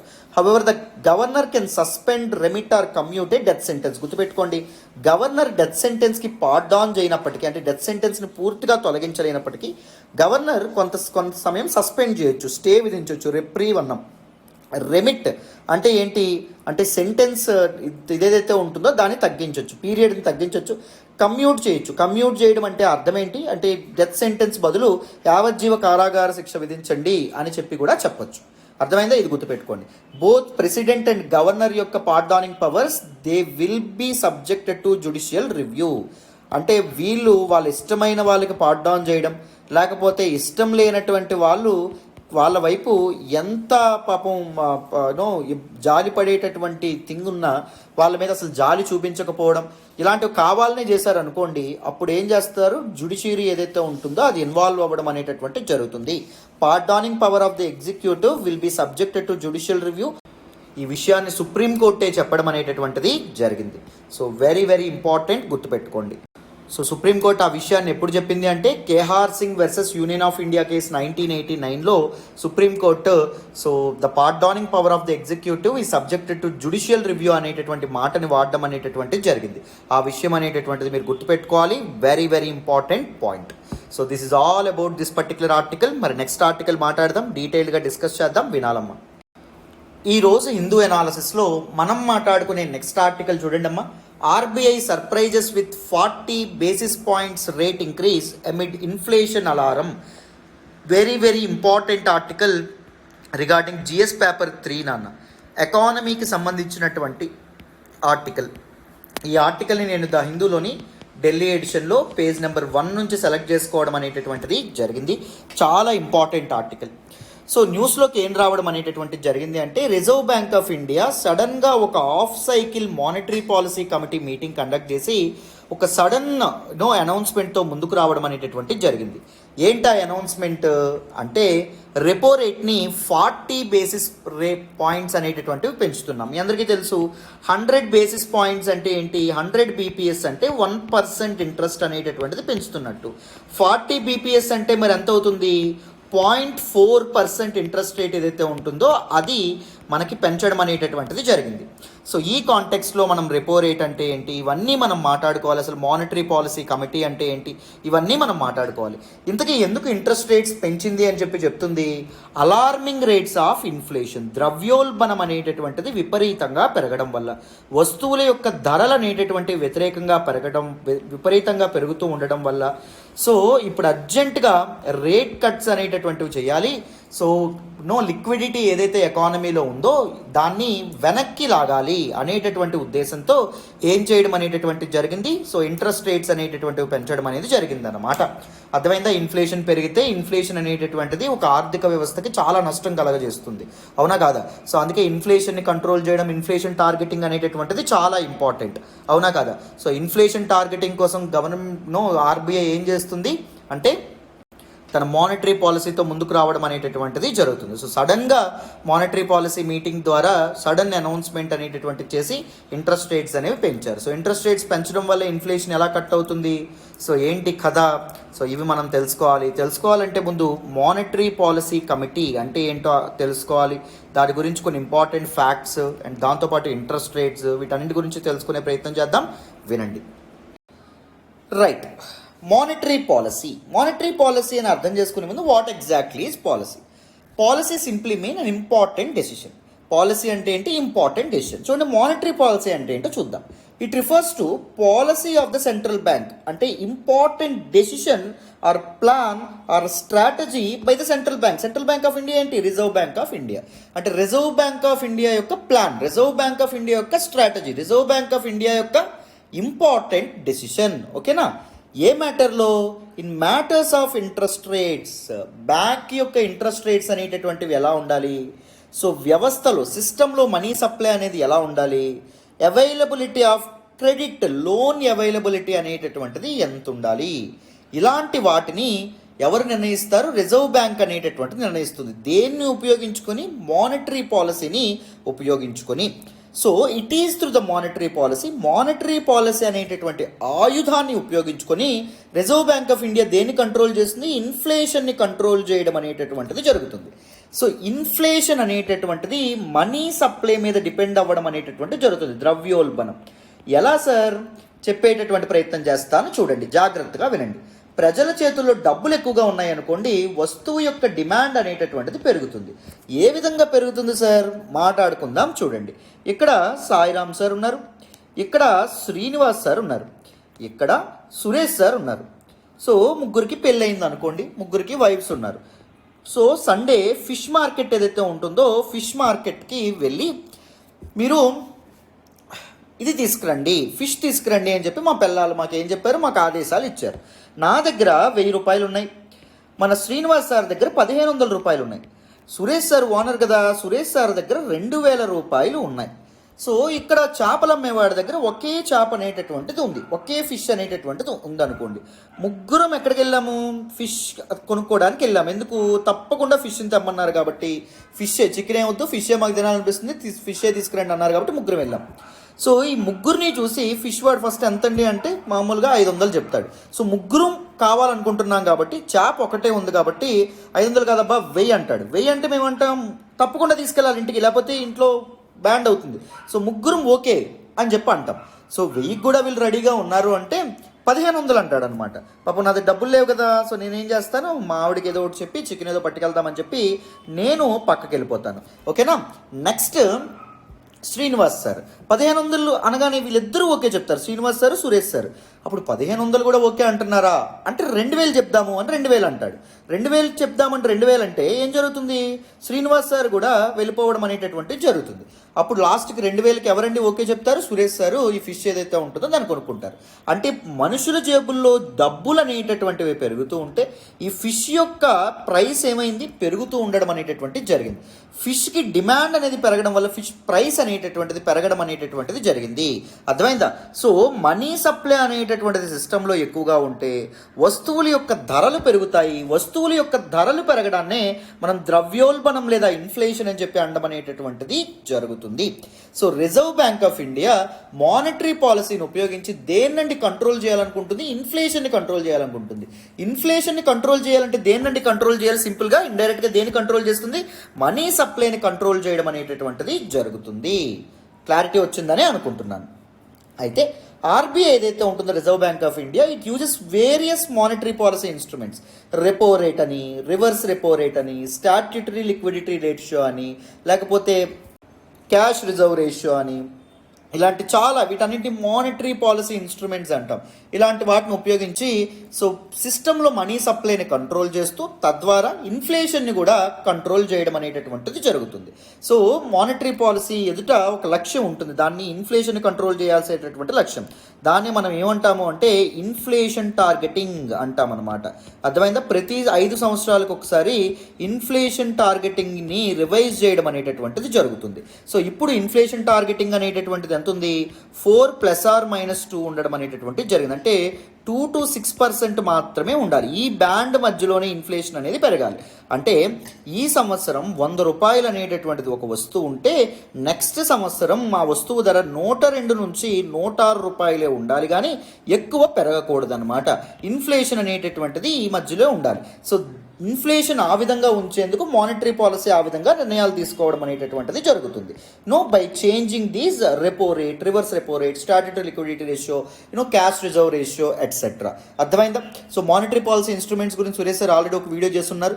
Monetary policy instruments LTX class అని చెప్పి యూట్యూబ్లో సెర్చ్ చేస్తే, లేకపోతే repo rate, reverse repo rate, SLR, CRR అని చెప్పి మీరు సెర్చ్ చేస్తే పక్కన ఎల్టీఎక్స్ క్లాస్ అని చెప్పి పెట్టండి.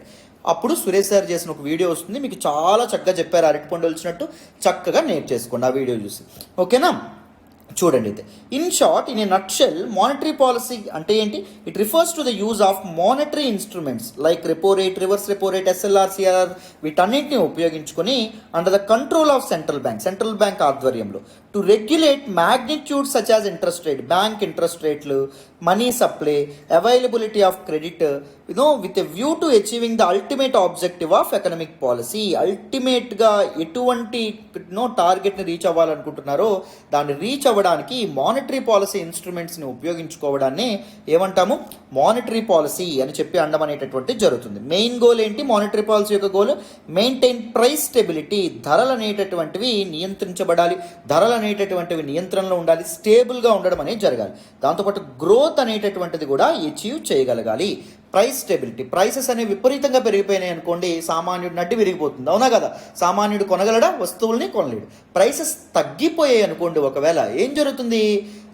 బిజినెసెస్ యొక్క ప్రాఫిట్, లాభం అనేటటువంటిది పడిపోతుంది. బిజినెసెస్ యొక్క ప్రాఫిట్ పడిపోతే బిజినెస్ కాన్ఫిడెన్స్ అనేటటువంటిది పడిపోతుంది. బిజినెస్ కాన్ఫిడెన్స్ పడిపోయింది అనుకోండి, ఏం చేస్తారు? ఉన్న వర్కర్లని తీసేస్తారన్నమాట. అర్థమైంది? ఎందుకు? వాళ్ళకి ప్రాఫిట్ తగ్గిపోతుంది కాబట్టి ఎక్కువ వర్కర్స్ని పెట్టుకుని వాళ్ళు ఏం చేస్తారు? ఎంప్లాయీస్ని తీసేస్తారు. ఎంప్లాయీస్ని తీసేయడం వల్ల ఏం జరుగుతుంది? అన్ఎంప్లాయ్మెంట్ అనేటటువంటిది ఎక్కువగా పెరిగిపోతుంది. లేకపోతే బిజినెస్ కాన్ఫిడెన్స్ అనేది పడిపోతే ఇంకో బ్రాంచ్ పెట్టడానికి ఒప్పుకుంటారా? ఇప్పుడు ఎల్టీఎక్స్ క్లాసెస్ ఉంది, యూపీఎస్సీకి అడ్మిషన్లు అవ్వకపోతే సపోజ్ ఒక విజయవాడలోనో లేకపోతే తిరుపతిలోనో బ్రాంచ్ పెడతామా? మేము పెట్టం కదా, right? Ultimately this is a business, right? So business confidence అనేటటువంటిది అచీవ్ చేయాలి అంటే ప్రైస్ స్టెబిలిటీని అచీవ్ చేయాలి.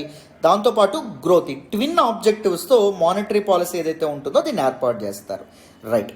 సో ఈ మానిటరీ పాలసీ ఏదైతే ఉందో దీనిలో బెంచ్ మార్క్ రేట్ అంటాం, దాన్ని రెపో రేట్ అంటాం.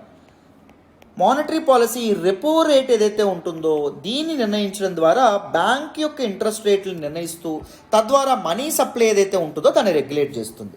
రెపో రేట్ అంటే ఏంటి సార్? రేట్ ఆఫ్ రీపర్చేజ్ అని చెప్పి అంటాం. సింపుల్గా the rate at which RBI lends money to banks. RBI ఉంది, రిజర్వ్ బ్యాంక్ ఆఫ్ ఇండియా ఉంది, ఇక్కడ బ్యాంకులు ఏవైతే ఉన్నాయో బ్యాంకులు ఉన్నాయి. సపోజ్ బ్యాంకులకి డబ్బులు కావాలనుకోండి, డబ్బులు కావాలంటే ఆర్బీఐ దగ్గరికి వెళ్తాయి. ఆర్బీఐ దగ్గరికి వెళ్తే ఆర్బీఐ వెంటనే డబ్బులు ఇచ్చేస్తుందా? ఇవ్వదు. బ్యాంకులు ఏం చేయాలి? వాటి దగ్గర ఉన్నటువంటి గవర్నమెంట్ సెక్యూరిటీస్ ఏవైతే ఉన్నాయో లైక్ బాండ్స్ కానీ ట్రెజరీ బిల్స్ని కానీ వీటన్నిటిని ఆర్బీఐ దగ్గర తాకట్టు పెట్టాలి. ఆర్బీఐ దగ్గర తాకట్టు పెడితే అప్పుడు ఆర్బీఐ బ్యాంకులకి ఏమిస్తుంది? ఒక రెపో రేట్, ఒక ఇంట్రెస్ట్ రేట్కి డబ్బులు ఇస్తుంది. ఇప్పుడు బ్యాంకులు సపోజ్ 50 కోట్లు కావాలనుకుంటుంది ఒక బ్యాంక్ అనుకోండి. సో 50 కోట్లు ఆర్బీఐ వద్ద నుంచి ఒక బ్యాంక్ కావాలనుకున్నప్పుడు 50 కోట్లు విలువ చేసేటటువంటి కొలాటరల్ ఏదైతే ఉంటుందో, కొలాటరల్ అంటే ఏంటి? ఇక్కడ మనకి గవర్నమెంట్ సెక్యూరిటీస్ తనఖా పెట్టాలి అనమాట. ప్రూఫ్ కింద ఏదో ఒకటి తప్పకుండా పెట్టాలి. సో ఏం పెడతాయి ఇక్కడ? బాండ్స్ కానీ ట్రెజరీ బిల్స్ ఏవైతే ఉంటాయో, టీ బిల్స్ అంటాం, గవర్నమెంట్స్ ఇష్యూ చేసేటటువంటివి, అవి తాకట్టు పెట్టి డబ్బులు అనేటటువంటివి తీసుకుంటాయి అన్నమాట. క్లారిటీ వచ్చిందా? దీన్ని రెపో రేట్ అంటాం. So the rate at which banks RBI lends money to banks. అర్థమైందా? ఆర్బీఐ ఏ వడ్డీ రేట్కి అయితే బ్యాంకులకు అప్పు అనేటటువంటిది ఇస్తుందో దాన్ని మనం రెపో రేట్ అంటాం. మరి రివర్స్ రెపో రేట్ అంటే ఏంటి? Exact reverse. ఇక్కడ ఆర్బీఐ ఉంటుంది, ఆర్బీఐకి ఎప్పుడు డబ్బులు అవసరంలా, కానీ ఇక్కడ చూడండి ఏం జరుగుతుందో. బ్యాంకుల దగ్గర ఎక్స్ట్రా డబ్బులు ఉండిపోతాయి, బ్యాంకుల దగ్గర మనీ సప్లై అనేటటువంటిది పెరిగిపోతుంది విపరీతంగా. సో బ్యాంకులు వాటి అలమరాల్లో దాచుకుంటాయా? దాచుకుంటే ఆ డబ్బు ఏమైనా పెరుగుతుందా? పెరగదు. బ్యాంకులు ఏం చేస్తాయి? నా దగ్గర ఎక్స్ట్రా డబ్బు ఉంది, నేను నీ దగ్గర పెట్టుకుంటాను, నాకు వడ్డీ వేసి ఇవ్వు అంటుంది అనమాట. సో బ్యాంకులు ఆర్బీఐకి ఏం చేస్తాయి? మనీ ఇవ్వడం అనేటటువంటిది జరుగుతుంది. దానికి ఆర్బీఐ ఏం చేస్తుంది? సో బ్యాంకుకి ఒక కొలాటరల్ అనేటటువంటిది పెడుతుంది. ఏం పెడుతుంది? కొలాటరల్ ఏదైతే ఉంటుందో ఆస్తి కింద ఒకటి పెట్టడం అనేటటువంటి జరుగుతుంది. ప్రూఫ్ కింద ఏం పెడుతుంది? ఆర్బీఐ దగ్గర ఉన్నటువంటి బాండ్స్ లేదా ట్రెజరీ బిల్స్ అనేటటువంటివి పెడుతుంది. సో ఆర్బీఐ ఏం చేస్తుంది? బ్యాంక్కి కొంత వడ్డీ రేట్ డబ్బులు ఇవ్వడం అనేది జరుగుతుంది. గుర్తుపెట్టుకోండి, repo rate always will be greater than reverse repo rate. ఎందుకు? బ్యాంకులు ఇక్కడ ఏం చేస్తున్నాయి? ఆర్బీఐకి అప్పు ఇవ్వట్ల, ఆర్బీఐ దగ్గర డిపాజిట్ చేసుకోవడం అనేటటువంటిది జరుగుతుంది. వేటిని డిపాజిట్ చేస్తున్నాయి? మనీని డిపాజిట్ చేయడం అనేటటువంటిది జరుగుతుంది. వాటి దగ్గర ఉంటే ఇంట్రెస్ట్ ఏం పెరగదు కాబట్టి. క్లారిటీ వచ్చిందా? దీన్ని రివర్స్ రెపో రేట్ అని చెప్పి అనడం అనేటటువంటి జరుగుతుంది. So repo rate, reverse repo rate, ఈ రెండు క్లారిటీ వచ్చినాయని అనుకుంటున్నాను. నెక్స్ట్ చూడండి. Now let us look at monetary policy committee. Monetary policy committee అంటే ఏంటి? ఇది మనం తెలుసుకుందాం. ఇండియాలో the policy interest rate required to achieve the inflation target. ఎంత ఇన్ఫ్లేషన్ని అచీవ్ చేయాలనుకుంటున్నారు? ఇన్ఫ్లేషన్ వస్తువుల ధరలు పెరగాలనుకుంటున్నారా, తగ్గించాలనుకుంటున్నారా? దీన్ని ఎవరు డిసైడ్ చేస్తారు అంటే మానిటరీ పాలసీ కమిటీ డిసైడ్ చేస్తుంది.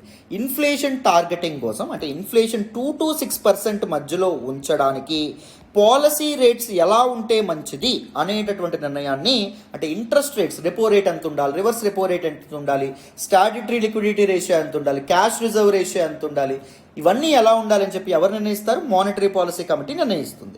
MPC is actually 6 member committee. మొత్తం 6 ఉండడం అనేటటువంటిది జరుగుతుంది.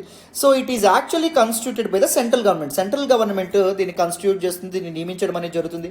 Under the powers from section 45GB of the amended RBI Act of 1934. Reserve bank of India act of 1934లో సెక్షన్ ZB ఏదైతే ఉంటుందో దాని నుంచి సెంట్రల్ గవర్నమెంట్ అధికారాలు అనేటటువంటివి సమకూర్చుకొని ఆ అధికారాలతో మానిటరీ పాలసీ కమిటీని ఏర్పాటు చేసింది. So first monetary policy committee ఎప్పుడు కన్స్టిట్యూట్ అయింది? 2016లో, 2016 సెప్టెంబర్లో కన్స్టిట్యూట్ అవ్వడం అనేది జరిగింది. మానిటరీ పాలసీ కమిటీ కన్స్టిట్యూట్ అవ్వకముందు సో ఈ ఇంట్రెస్ట్ రేట్స్, ఈ పాలసీ డెసిషన్స్ ఎవరు తీసుకున్నారు? RBI governor himself use to take that particular decision. ఆయన ఒక్కరే తీసుకునేవాళ్ళు, బట్ తర్వాత మానిటరీ పాలసీ కమిటీ తీసుకుంటుంది అనమాట. Monetary policy committee is required to meet at least 4 times a year. At least 4 సార్లు తప్పకుండా మానిటరీ పాలసీ కమిటీ కలవాలి సంవత్సరంలో. ఎందుకు? మ్యాక్రో ఎకనామిక్ హెల్త్ ఏదైతే ఉంటుందో దాన్ని కాపాడడానికి, దేశం యొక్క ఆర్థిక వ్యవస్థ ఏదైతే ఉంటుందో అది కుదురుగా ఉంచేటటువంటి ప్రయత్నం మానిటరీ పాలసీ కమిటీ చేస్తుంది. అయితే the resolution adopted by the monetary policy committee is published after the conclusion of every meeting of the monetary policy committee. Monetary policy committee ఒకసారి మీట్ అయింది అనుకోండి, మీట్ అయిన వెంటనే ఎటువంటి డెసిషన్స్ తీసుకున్నారని చెప్పి ఒక రిజల్యూషన్ అనేటటువంటి తప్పకుండా పబ్లిష్ చేయాలి. అండ్ దాంతోపాటు ప్రతి 6 నెలలకి the reserve bank of India ఏదైతే ఉందో RBI central bank, it is required to publish a document, ఒక కాంప్రహెన్సివ్ డాక్యుమెంట్ అనేటటువంటిది పబ్లిష్ చేయాలి. దాన్ని ఏమని పిలుస్తారు? Monetary policy report to explain the sources of inflation. Monetary policy రిపోర్ట్ని ప్రతి 6 నెలలకి ఆర్బీఐ అనేటటువంటిది ఇవ్వాలి.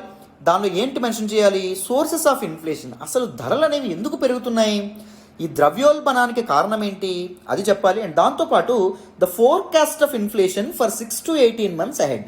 రాబోయే 6 నుంచి 18 నెలల కాలం పాటు ఇన్ఫ్లేషన్ అనేటటువంటిది, ద్రవ్యోల్బణం అనేటటువంటిది ఏ విధంగా ఉండబోతుంది, ఈ విషయాన్ని కూడా తెలియపరచాలి. సో ప్రెజెంట్ మానిటరీ పాలసీ కమిటీలో మొత్తం 6 members ఉన్నారు. అందులో 3 రిజర్వ్ బ్యాంక్ ఆఫ్ ఇండియా నుంచే ఉంటారు అండ్ ఇంకొక 3 సెంట్రల్ గవర్నమెంట్ ద్వారా నియమితులు అవ్వడం అనేటటువంటిది జరుగుతుంది. గుర్తుపెట్టుకోండి, 6 ఉండడం అనేది జరుగుతుంది. సో 6లో ఆర్బీఐ నుంచి ఉన్నటువంటి వాళ్ళు ఆర్బీఐ గవర్నర్ తప్పకుండా ఉంటారు. He is an ex officio chairman. Ex officio అంటే ఏంటి? ఆర్బీఐ గవర్నర్ పొజిషన్లో ఉన్నందుకు గాను ఈయన ఆటోమేటిక్గానే మానిటరీ పాలసీ కమిటీలో మెంబర్ ప్లస్ చైర్మన్గా మారడం అనేటటువంటిది జరుగుతుంది. Ex officio chairman of the monetary policy committee. So RBI deputy governor ఎవరైతే ఉన్నారో ఆయన ఇన్ఛార్జ్ ఆఫ్ మానిటరీ పాలసీ కమిటీగా ఉండడం అనేది జరుగుతుంది. He is also an ex officio member. అంటే డిప్యూటీ గవర్నర్ ఆఫ్ ఆర్బీఐ అయినందుకు గాను, ఆ పొజిషన్లో ఉన్నందుకు గాను ఆయన మానిటరీ పాలసీ కమిటీ యొక్క ఇన్ఛార్జ్ అయిపోతారు, మెంబర్ అయిపోతారు, సింపుల్గా అనమాట. అర్థమైందా? ఇంకొక మెంబర్ని ఆర్బీఐ యొక్క సెంట్రల్ బోర్డు ఏదైతే ఉంటుందో అది నామినేట్ చేస్తుంది. మొత్తం 3 రిజర్వ్ బ్యాంక్ ఆఫ్ ఇండియా నుంచి ఉంటే ఇంకొక 3ని సెంట్రల్ గవర్నమెంట్ అనేటటువంటిది నామినేట్ చేయడం అనేటటువంటి జరుగుతుంది. సెంట్రల్ గవర్నమెంట్ ద్వారా ఎవరైతే నామినేట్ అవ్వడం అనేది జరుగుతుందో వాళ్ళకి టెన్యూర్ ఎంతకాలం ఉంటుంది మానిటరీ పాలసీ కమిటీలో? 4 సంవత్సరాల పాటు ఉంటుంది. 4 years వాళ్ళు కొనసాగొచ్చు. And they are not eligible for reappointment. ఒక్కసారి మానిటరీ పాలసీ కమిటీలో సర్వ్ చేసిన వాళ్ళు ఇంకొకసారి మళ్ళీ మానిటరీ పాలసీ కమిటీ సభ్యులు అవ్వకూడదు, గుర్తుపెట్టుకోండి. అర్థమైందా? దీస్ ఆర్ ప్రిలిమ్స్లో ఇంపార్టెంట్ ఫ్యాక్ట్స్ అండి. అర్థమైందా? అయితే దీస్ పాలిటిజేషన్స్ ఏవైతే ఉన్నాయో they are taken by the MPC will be binding on the banks. ఈ repo rate, reverse repo rate, statutory liquidity ratio, cash reserve ratio, ఇవన్నీ ఏవైతే ఉంటాయో వీటన్నింటినీ బ్యాంకులు ఏవైతే ఉంటాయో అవి తప్పకుండా పాటించాలి. నేను పాటించను, నేను చేయను అంటే కుదరదు. క్లారిటీ వచ్చిందా? రైట్, దీస్ ఫ్యాక్ట్స్ అనేటటువంటివి చాలా చాలా ఇంపార్టెంట్. రైట్, నెక్స్ట్ చూడండి. మరి మానిటరీ పాలసీ కమిటీ యొక్క సిగ్నిఫికెన్స్ ఏంటి, ఇది ఎందుకు ఉపయోగపడుతుంది? ఫస్ట్, ఇన్ఫ్లేషన్ టార్గెటింగ్, ద్రవ్యోల్బణం ఏదైతే ఉంటుందో ధరలని నియంత్రించడానికి, ధరలు అడ్డగోలుగా పెరగకుండా ఆపడానికి. And macro economic health of the nation యొక్క మ్యాక్రో ఎకనామిక్ హెల్త్ అంటే on larger level economic aspects ఏవైతే ఉంటాయో like growth, development, employment, unemployment, వీటన్నిటి గురించి డెసిషన్స్ తీసుకుంటారు. ఎంప్లాయ్మెంట్ ఏదైతే ఉంటుందో ఎంప్లాయ్మెంట్ జనరేషన్ దృష్టిలో పెట్టుకొని మానిటరీ పాలసీ కమిటీ తన డెసిషన్స్ అనేటటువంటి తీసుకోవాల్సి ఉంటుంది. బిజినెస్ కాన్ఫిడెన్స్ అంటే ధరలు మరీ తగ్గిపోకూడదు, అలా ఉండకూడదు, ధరలు మరీ పెరగకూడదు. ధరలు తగ్గిపోతే ఏమవుతుంది? బిజినెస్ కాన్ఫిడెన్స్ పడిపోతే ఏం చేస్తారు? కొత్త ఎంప్లాయ్మెంట్ జనరేషన్ జరగదు, ఉన్న ఎంప్లాయ్మెంట్ కూడా పోయేటటువంటి అవకాశం ఉంది, ఉన్న వాళ్ళకు కూడా ఉద్యోగాలు పోయే అవకాశం ఉంది. గ్రోత్ అండ్ డెవలప్మెంట్ని కూడా, దేశం యొక్క ఆర్థిక ఎదుగుదల ఉంటుందో దాన్ని కూడా దృష్టిలో పెట్టుకోవాలి. అండ్ ప్రైస్ స్టెబిలిటీ ఏదైతే ఉంటుందో, ధరల స్థిరత్వం ఏదైతే ఉంటుందో దాని మీద కూడా ఫోకస్ చేయాలి. ధరలు స్థిరంగా పెరగాలి, కానీ ఒక్కసారిగా ఎలా పడితే అలా పెరగడం కానీ ఎలా పడితే అలా తగ్గడం కానీ జరగకూడదు. ఆ విధంగా ముందు చూపుతో వీళ్ళు డెసిషన్ తీసుకోవాలి. వీళ్ళ పొజిషన్ అనేటటువంటిది very very important. They play very important role in maintaining the economic stability of the nation. దేశ ఆర్థిక వ్యవస్థ అనేటటువంటిది స్టేబుల్గా ఉంచడంలో వీళ్ళ పాత్ర చాలా గణనీయంగా ఉండడం అనేటటువంటిది జరుగుతుంది. కత్తి మీద సాము లాంటి పని అన్నమాట వీళ్ళది. అర్థమైంది? ఎందుకు అంటే కంట్రీ యొక్క ఎకనామిక్ సిచ్యువేషన్ అనేటటువంటిది పీపుల్ యొక్క లివింగ్ స్టాండర్డ్స్ అండ్ లైఫ్ మీద చాలా ఇంపాక్ట్ చూపించడం అనేటటువంటిది జరుగుతుంది. ప్రజల జీవన విధానం మీద, జీవన ప్రమాణాల మీద కూడా ఆర్థిక వ్యవస్థ, ఆ దేశ ఆర్థిక వ్యవస్థ అనేటటువంటిది ప్రభావం చూపిస్తుంది గణనీయంగా. ఓకేనా? సో ఇప్పుడు మనకి న్యూస్లో ఏం రావడం అనేటటువంటిది జరిగింది, రెపో రేట్ ఏదైతే ఉంటుందో, ద బెంచ్ మార్క్ రేట్ ఏదైతే ఉంటుందో దీన్ని మనకి ఎన్ని పాయింట్స్ అనేటటువంటివి ఇది చేశారు, 40 బేసిస్ పాయింట్స్ అనేటటువంటివి మనకి పెంచారు. అంటే రెపో రేట్లో 0.4% ఇంక్రీజ్ చేయడం అనేటటువంటిది జరిగింది. ఎందుకు ఇంక్రీజ్ చేయడం అనేటటువంటిది జరిగింది అంటే ఇన్ఫ్లేషన్ని తగ్గించడానికి. ఇన్ఫ్లేషన్ ఎలా తగ్గుతుంది? రేట్స్ పెరిగితే పీపుల్ చేతుల్లోంచి మనీ ఏదైతే ఉంటుందో, మనీ అనేటటువంటిది సో ఏం చేస్తుంది, ఆర్బీఐ లాక్కోవాలని చెప్పి అనుకోవడం అనేటటువంటిది జరుగుతుంది. సపోజ్ చూడండి, బ్యాంక్ ఏదైతే ఉంటుందో బ్యాంక్ ఏం చేస్తుంది, డిపాజిట్లు అనేటటువంటివి ఇస్తుంది అండ్ డిపాజిట్లు తీసుకుంటుంది అండ్ లోన్స్ ఏవైతే ఉన్నాయో లోన్స్ ఇవ్వడం అనేటటువంటి జరుగుతుంది. లోన్ మీద 10% ఇంట్రెస్ట్ రేట్ ఛార్జ్ చేస్తే, డిపాజిట్కి 5% ఇస్తే మిగిలిన 5% బ్యాంక్కి స్ప్రెడ్ అవుతుంది, లేదా బ్యాంక్కి అదే ప్రాఫిట్ అని చెప్పి కూడా అంటామన్నమాట. అర్థమైందా? సో ఒకసారి చూడండి, ఇప్పుడు ఇంట్రెస్ట్ రేట్స్ అనేటటువంటివి పెరిగినాయి. ఇంట్రెస్ట్ రేట్ పెరగడం వల్ల అంటే బ్యాంక్ ఆర్బీఐ నుంచి డబ్బులు తీసుకునేటటువంటి ఇంట్రెస్ట్ రేట్ ఏదైతే ఉంటుందో, ఆర్బీఐ బ్యాంకులకి డబ్బులు ఇస్తుంది కదా, సో బ్యాంకులు ఆర్బీఐకి చెల్లించేటటువంటి ఇంట్రెస్ట్ రేట్, రెపో రేట్ ఏదైతే ఉంటుందో ఇది పెరగడం అనేది జరిగింది. పెరిగితే ఏం చేస్తుంది, బ్యాంకు లోన్ల మీద కూడా ఇంట్రెస్ట్ పెంచుతుందా, డిపాజిట్ మీద కూడా ఇంట్రెస్ట్ పెంచడం అనేది జరుగుతుందా? సో ఇప్పుడు ఏం జరుగుతుందో చూడండి, డిపాజిట్ మీద మనకి ఇంట్రెస్ట్ అనేటటువంటిది పెరిగింది కాబట్టి సో ఏం చేస్తారు, పీపుల్ బ్యాంకుల్లో పెడితే ఎక్కువ డబ్బులు వస్తాయని చెప్పి బ్యాంకుల్లో డబ్బులు పెట్టాలనే ప్రయత్నం చేస్తారు. లోన్ల మీద ఇంట్రెస్ట్ పెరిగింది కాబట్టి లోన్స్ తీసుకోవడానికి ఎవరైనా ముందుకు వస్తారా? ముందుకు రారు. అంటే ప్రజల జోబుల్లో డబ్బులు ఏమవుతున్నాయి, ఖాళీ అవుతున్నాయి. సో లోన్లు తీసుకునే వాళ్ళు తక్కువైపోయారు, డిపాజిట్లు పెంచే వాళ్ళు డిపాజిట్ చేసే వాళ్ళు ఎక్కువ అవుతున్నారు. సో ప్రజల చేతుల్లో మనీ తగ్గుతుంది. సో దానివల్ల ఏం జరుగుతుంది, ఇన్ఫ్లేషన్ అనేటటువంటి తగ్గుతుంది. ఎందుకంటే ఇందాక ప్రజల చేతుల్లో మనీ లేకపోతే డిమాండ్ తగ్గుతుందని చెప్పుకున్నాం. సో ఇన్ఫ్లేషన్ అనేటటువంటి తగ్గుతుంది. సో అకస్మాత్తుగా పెరుగుతున్నటువంటి ఇన్ఫ్లేషన్, ముఖ్యంగా హోల్సేల్ ప్రైస్ ఇండెక్స్ డబుల్ డిజిట్స్కి వచ్చేసింది. కన్జ్యూమర్ ప్రైస్ ఇండెక్స్ కూడా ఆల్మోస్ట్ 6% పర్ బ్యాండ్ ఏదైతే ఉంటుందో దాటిపోయింది. సో ఇన్ఫ్లేషన్ కంట్రోల్ చేయడం అనేటటువంటిది చాలా ఇంపార్టెంట్ ఈ సమయంలో ఇండియన్ ఎకానమీకి. సో అందుకే ఆర్బీఐ ఈ పర్టిక్యులర్ స్టాండ్స్తో ముందుకు రావడం అనేటటువంటిది జరిగింది. So this is all about this particular article. డీటెయిల్డ్గా ఇన్డెప్త్ ఈ ఆర్టికల్ మీకు అర్థమైందనే అనుకుంటున్నాను. సో మరి నెక్స్ట్ ఆర్టికల్ మాట్లాడదాం, వినండి అమ్మ. ఈరోజు హిందూ ఎనాలిసిస్లో మనం మాట్లాడుకునే నెక్స్ట్ ఆర్టికల్ చూడండి, Kerala seeks to contain shigella spread. Very very important article regarding GS paper 2 హెల్త్లో మనం మాట్లాడుకుంటాం.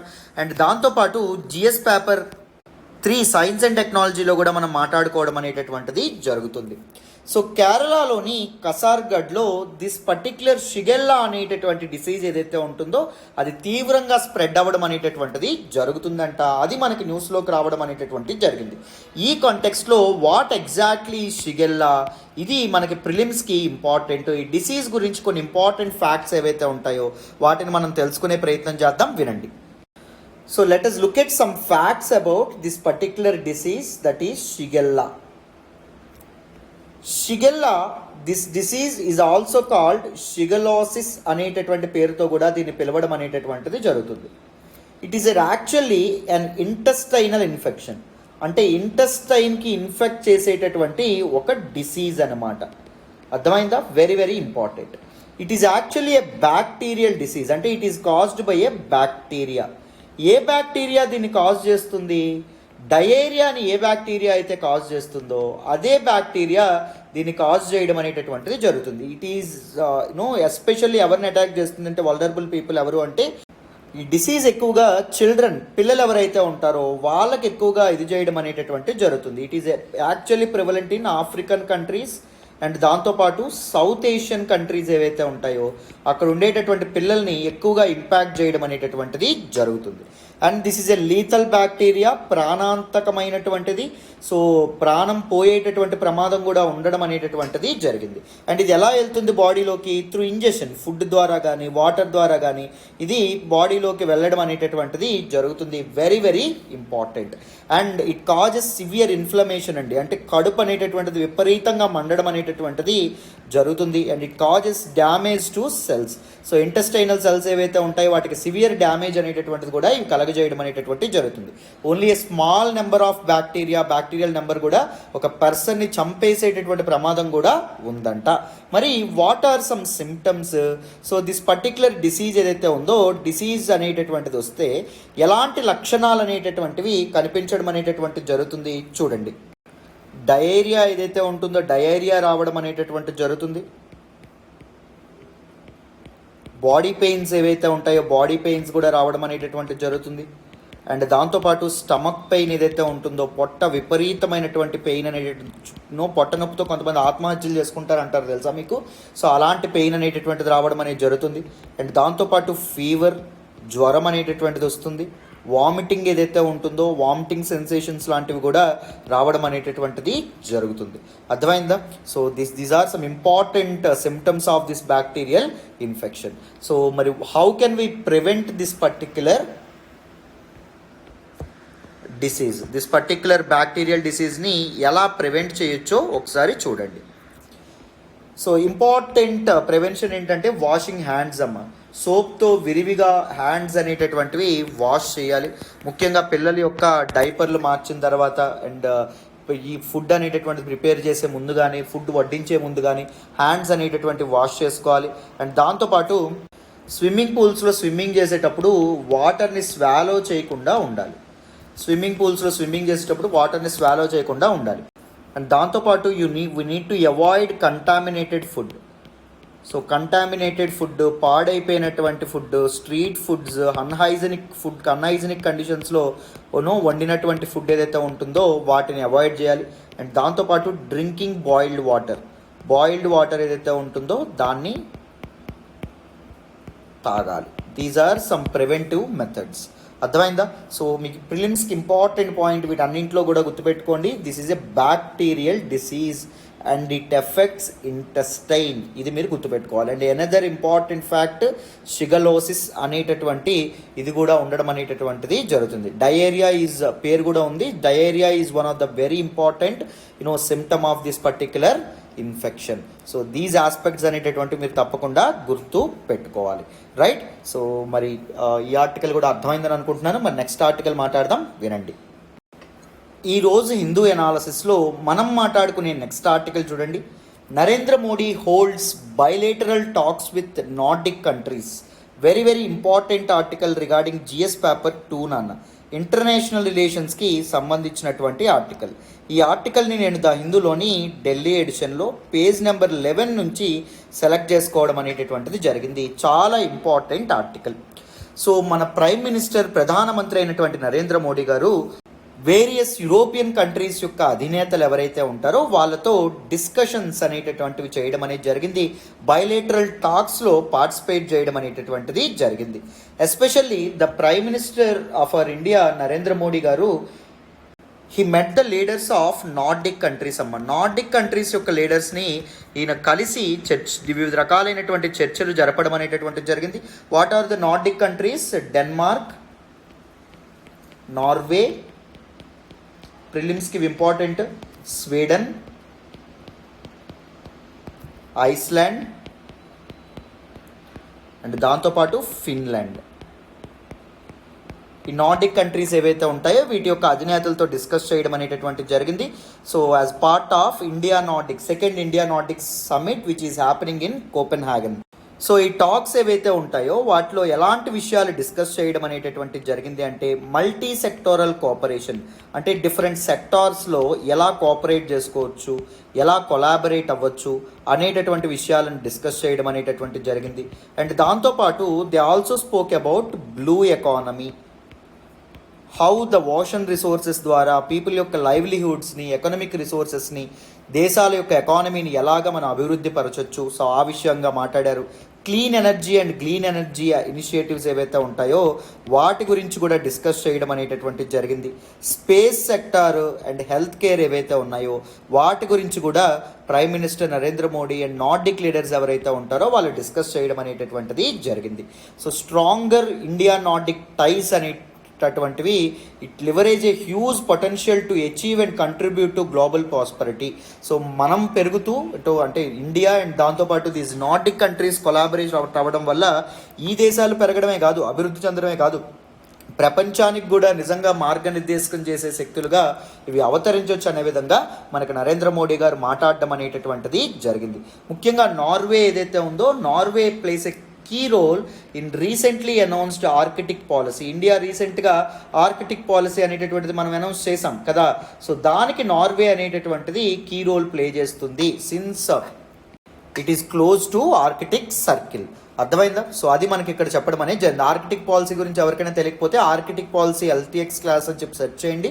సో శ్రీనివాస్ సార్ చేసిన ఒక వీడియో అనేది మీకు కనిపిస్తుంది. మీకు దానిలో డీటెయిల్డ్గా సార్ ఆర్కిటిక్ పాలసీ గురించి ఎక్స్ప్లెయిన్ చేయడం అనేటటువంటిది జరిగింది. అండ్ స్వీడన్తో మనం కొలాబరేట్ అవ్వడం వల్ల డిఫరెంట్ సెక్టార్స్ ఏవైతే ఉంటాయో గ్రో అయ్యే అవకాశం ఉంటుంది. ముఖ్యంగా IT సెక్టార్ అండ్ దాంతోపాటు రీసెర్చ్ అండ్ దాంతోపాటు ఇన్నోవేషన్ అండ్ దాంతోపాటు సెక్యూరిటీ ఎట్సెట్రా ఈ రంగాల్లో అభివృద్ధి అనేటటువంటిది సాధించవచ్చు. అండ్ దాంతోపాటు ఫిన్లాండ్ ప్రైమ్ మినిస్టర్ ఎవరైతే ఉన్నారో ఆయనతో కూడా డిస్కస్ చేయడం అనేటటువంటిది జరిగింది about trade, investment, technology, culture. So ఇలాంటి వాటి గురించి డిస్కస్ చేయడం అనేటటువంటిది జరిగింది. And prime minister also held talks with German chancellor అండి. జర్మన్ ఛాన్సలర్ని కూడా ఆయన మీట్ అవ్వడం అనేటటువంటిది జరిగింది. సో రెండు కంట్రీస్ మధ్య కొలాబరేషన్ ఏదైతే ఉంటుందో అది కంటిన్యూ అవుతుందనే విధంగా చెప్పడం అనేటటువంటిది జరిగింది. So partnership between the two countries will be very pivotal and play very important role for the growth of both the countries అని చెప్పి రెండు దేశాల అధినేతలు ఎవరైతే ఉన్నారో వాళ్ళు చెప్పడం అనేటటువంటిది జరిగింది. అండ్ జర్మనీ మొత్తం 10 బిలియన్ యూరోస్ ఏవైతే ఉన్నాయో 10 బిలియన్ యూరోస్ని మనకి అనౌన్స్ చేయడం అనేటటువంటి జరిగింది ఫర్ బైలేటరల్ కోఆపరేషన్. జర్మనీ ఇంకొక మాట ఏమని చెప్పింది అంటే ఏషియాలో తన యొక్క కీ పార్ట్నర్ ఎవరు అంటే ఇండియా అని చెప్పడం అనేటటువంటిది జరిగింది. So still western nations India వైపే ఉన్నాయనే విధంగా మనకి ఇక్కడ ఇది చెప్తున్నారనమాట. So this meet of prime minister Narendra Modi గారి యొక్క ట్రిప్ ఏదైతే ఉంటుందో, దిస్ టూర్ ఏదైతే ఉంటుందో it is very important tour because ఎందుకు this meeting is very important because it is happening in the background of Russia-Ukraine war. So Russia-Ukraine war మధ్యలో west and దాంతోపాటు Russia and Russian allies అయినటువంటి China, Pakistan ఇవన్నీ ఒకవైపు ఉన్నాయి. So ఈ సమయంలో మనం రెండింటిని బ్యాలెన్స్ చేసుకుంటూ ముందుకెళ్తున్నాం. అంటే మనం ఏం చేస్తున్నాం, మనం న్యూట్రల్ అప్రోచ్ ఫాలో అవుతున్నాం, రష్యాకి వ్యతిరేకంగా వెళ్ళట్లా. సో వెస్ట్ మనకు దూరంగా అవ్వకుండా సో వెస్టర్న్ నేషన్స్తో కూడా మనం ఈ మీటింగ్ అనేది జరపడం, సో అందరినీ బ్యాలెన్స్ చేసుకుంటూ వెళ్ళడం అనేటటువంటిది మనకు చాలా ఇంపార్టెంట్. సో అదే పని ఇప్పుడు మనకి గవర్నమెంట్ ఆఫ్ ఇండియా చేయడం అనేటటువంటిది జరుగుతుంది. So very important article. So డీటెయిల్డ్గా దిస్ పర్టికులర్ ఆర్టికల్ అనేటటువంటిది మీకు కంప్లీట్గా అర్థమైందని అనుకుంటున్నాను. రైట్, పర్ఫెక్ట్ నాన్న. మరి నెక్స్ట్ ఆర్టికల్ మాట్లాడదాం, వినండి. ఈరోజు హిందూ ఎనాలసిస్లో మనం మాట్లాడుకునే నెక్స్ట్ ఆర్టికల్ వచ్చేసి highest sex ratio at birth in Ladakh. Very very important article regarding GS paper 1. సొసైటీలో మనం మాట్లాడుకుంటాం, డెమోగ్రఫీ రిలేటెడ్ ఇష్యూస్లో మనం మాట్లాడతాం. ఈ ఆర్టికల్ని నేను ద హిందూలోని ఢిల్లీ ఎడిషన్లో పేజ్ నెంబర్ 12 నుంచి సెలెక్ట్ చేయడం అనేటటువంటిది జరిగింది. చాలా చాలా ఇంపార్టెంట్ ఆర్టికల్ అమ్మ.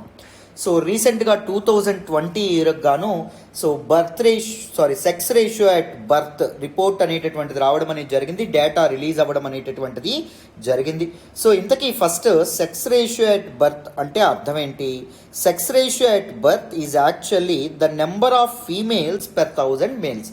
అంటే 1000 మంది మగవాళ్ళకి ఎంతమంది ఆడపిల్లలు పుడుతున్నారు అనేటటువంటిది సెక్స్ రేషియో అట్ బర్త్ అనమాట. అర్థమైందా? సో ఈ డేటా అనేటటువంటిది 2020 సంవత్సరం గాను రిలీజ్ అయింది. So top 5 performing states and top bottom 5 states ఏవైతే ఉన్నాయో అవి చూడండి. లడాక్ హైయెస్ట్ అమ్మ, అంటే 1000 మంది అబ్బాయిలకి 1104 మంది అమ్మాయిలు అనేటటువంటి వాళ్ళు పుడుతున్నారంట. అరుణాచల్ ప్రదేశ్ సెకండ్. 2019లో అరుణాచల్ ప్రదేశ్ ఫస్ట్ ఉండేది, బట్ అరుణాచల్ ప్రదేశ్ ఇప్పుడు సెకండ్కి వచ్చింది, 1011. So Andaman and Nicobar islands 984, Tripura 974, Kerala 969. అంటే అర్థం ఏంటి? 1000 మంది మగపిల్లలు పుడితే ఆడపిల్లలు 969 మంది పుడుతున్నారన్నమాట. సో బాటమ్ స్టేట్స్ అనేవి చూడండి. మణిపూర్ 880 మాత్రమే, దాద్రా అండ్ నగర్ హవేలీ అండ్ డామన్ డయు 898, గుజరాత్ 909, హర్యానా 916, మధ్యప్రదేశ్ 929. ఇవి టాప్ బాటమ్ 5 స్టేట్స్ ఏవైతే ఉన్నాయో అవి బాటమ్ 5 స్టేట్స్.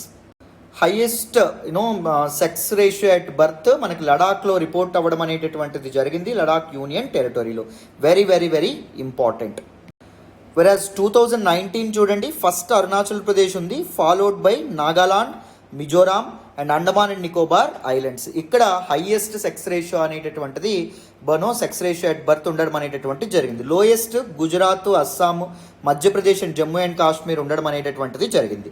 అండ్ ఈ రిపోర్ట్ ఇంకొకటి ఏం చెప్పింది అంటే మహారాష్ట్ర, సిక్కిం, ఉత్తరప్రదేశ్ అండ్ ఢిల్లీకి సంబంధించినటువంటి సెక్స్ రేషియో డేటా అనేటటువంటిది అవైలబుల్గా మా దగ్గర లేదు అనే విధంగా కూడా చెప్పడం అనేటటువంటిది జరిగిందమ్మా. అర్థమైందా? అండ్ ఇన్ఫాంట్ డెత్స్ గురించి కూడా ఈ రిపోర్ట్లో మెన్షన్ చేయబడ్డం అనేటటువంటి జరిగింది. 143,390 మంది ఇన్ఫాంట్స్ అంటే సంవత్సరం లోపు వాళ్ళు చనిపోయారంట ఈ 2020 సంవత్సరంలో, ఒక సంవత్సరం వయసు కంటే లోపటి వాళ్ళు. సో రూరల్ ఏరియాస్లో ఇన్ఫాంట్ డెత్ అనేది తక్కువ ఉంది, 23.4% ఉంది. వెరస్ అర్బన్ ఏరియాస్లో ఇన్ఫాంట్ డెత్ షేర్ ఎక్కువ ఉంది, 76.6% ఉండడం అనేటటువంటిది జరిగిందంట. సో ఇన్ అర్బన్ ఏరియాస్లో దో బెటర్ మెడికల్ ఫెసిలిటీస్ ఉన్నప్పటికీ సో ఇన్ఫాంట్ డెత్ అనేటటువంటిది ఎక్కువగా ఉండడం అనేటటువంటిది it is a notable point అని చెప్పి మనం అర్థం చేసుకోవచ్చు, right? So very very important article. So full of data. So అందుకే ఈ ఆర్టికల్ని సెలెక్ట్ చేసుకున్నాను. సో మెయిన్స్ ఆన్సర్ రైటింగ్లో మీరు ఈ డేటా అనేటటువంటిది రాస్తే ఆన్సర్ అనేటటువంటిది మీకు అథెంటిక్గా రిలయబుల్గా ఉండడం అనేటటువంటిది జరుగుతుంది, right? So this is all about this particular article అమ్మా. మరి నెక్స్ట్ ఆర్టికల్ మాట్లాడదాం, జాగ్రత్తగా వినండి. ఈరోజు హిందూ ఎనాలసిస్లో మనం మాట్లాడుకునే నెక్స్ట్ ఆర్టికల్ చూడండి. In latest show of force North Korea fires ballistic missile.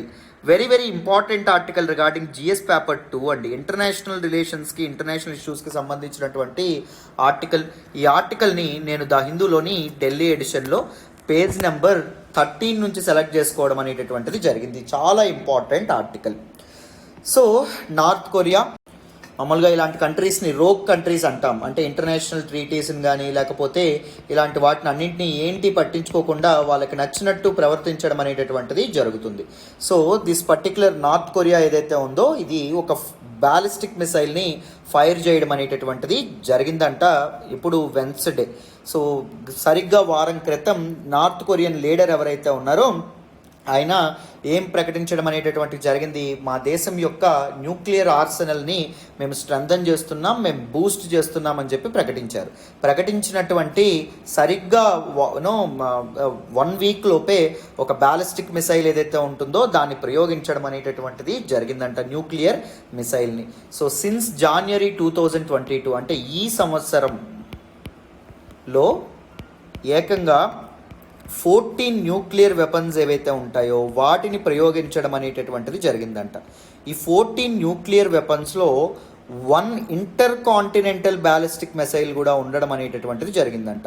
అంటే ఒక కాంటినెంట్లో ఫైర్ చేస్తే ఇంకొక కాంటినెంట్కి వెళ్ళగలిగేటటువంటి, ఒక ఖండంలో నువ్వు ఫైర్ చేస్తే ఇంకొక ఖండానికి చొచ్చుకు వెళ్ళగలిగేటటువంటి ఇంటర్ కాంటినెంటల్ మిసైల్ ఏదైతే ఉంటుందో అది కూడా ఇది చేయడం అనేటటువంటిది జరిగిందంట. సో 2017 తర్వాత ఒక ఇంటర్ కాంటినెంటల్ మిసైల్ని ఫైర్ చేయడం ఇదే ఫస్ట్ టైం, జనవరిలోనే ఫైర్ చేయడం అనేటటువంటిది జరిగింది.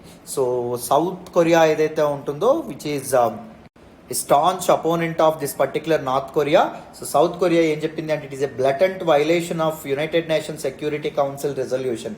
So United Nation Security Council resolutions ఏవైతే ఉన్నాయో on peace and on this missile firing ఏదైతే ఉంటుందో on the use of missiles, so వాటన్నింటినీ నార్త్ కొరియా ఉల్లంఘించడం అనేటటువంటిది జరుగుతుంది అనే విధంగా సౌత్ కొరియా చెప్పడం అనేటటువంటిది జరిగింది. అర్థమైందా? సో అందుకే మనం నార్త్ కొరియాని రోగ్ కంట్రీ అనేటటువంటి పేరుతో పిలుస్తాం. So this is all about this particular article. ఈ ఆర్టికల్ కూడా మీకు అర్థమైందనే అనుకుంటున్నాను. మరి నెక్స్ట్ ఆర్టికల్ మాట్లాడదామా? వినండి. సో ఈరోజు హిందూ ఎనాలిసిస్లో మనం మాట్లాడుకునే నెక్స్ట్ ఆర్టికల్ చూడండి అమ్మా. ISRO plans mission to Venus by December 2024. Very very important article regarding GS paper 3 అమ్మ, సైన్స్ అండ్ టెక్నాలజీకి సంబంధించినటువంటి ఆర్టికల్. సో ఇండియా మూన్ మీదకి చంద్రయాన్ 3 అనేటటువంటి మిషన్ని ప్లాన్ చేస్తుంది, మీ అందరికీ తెలుసు.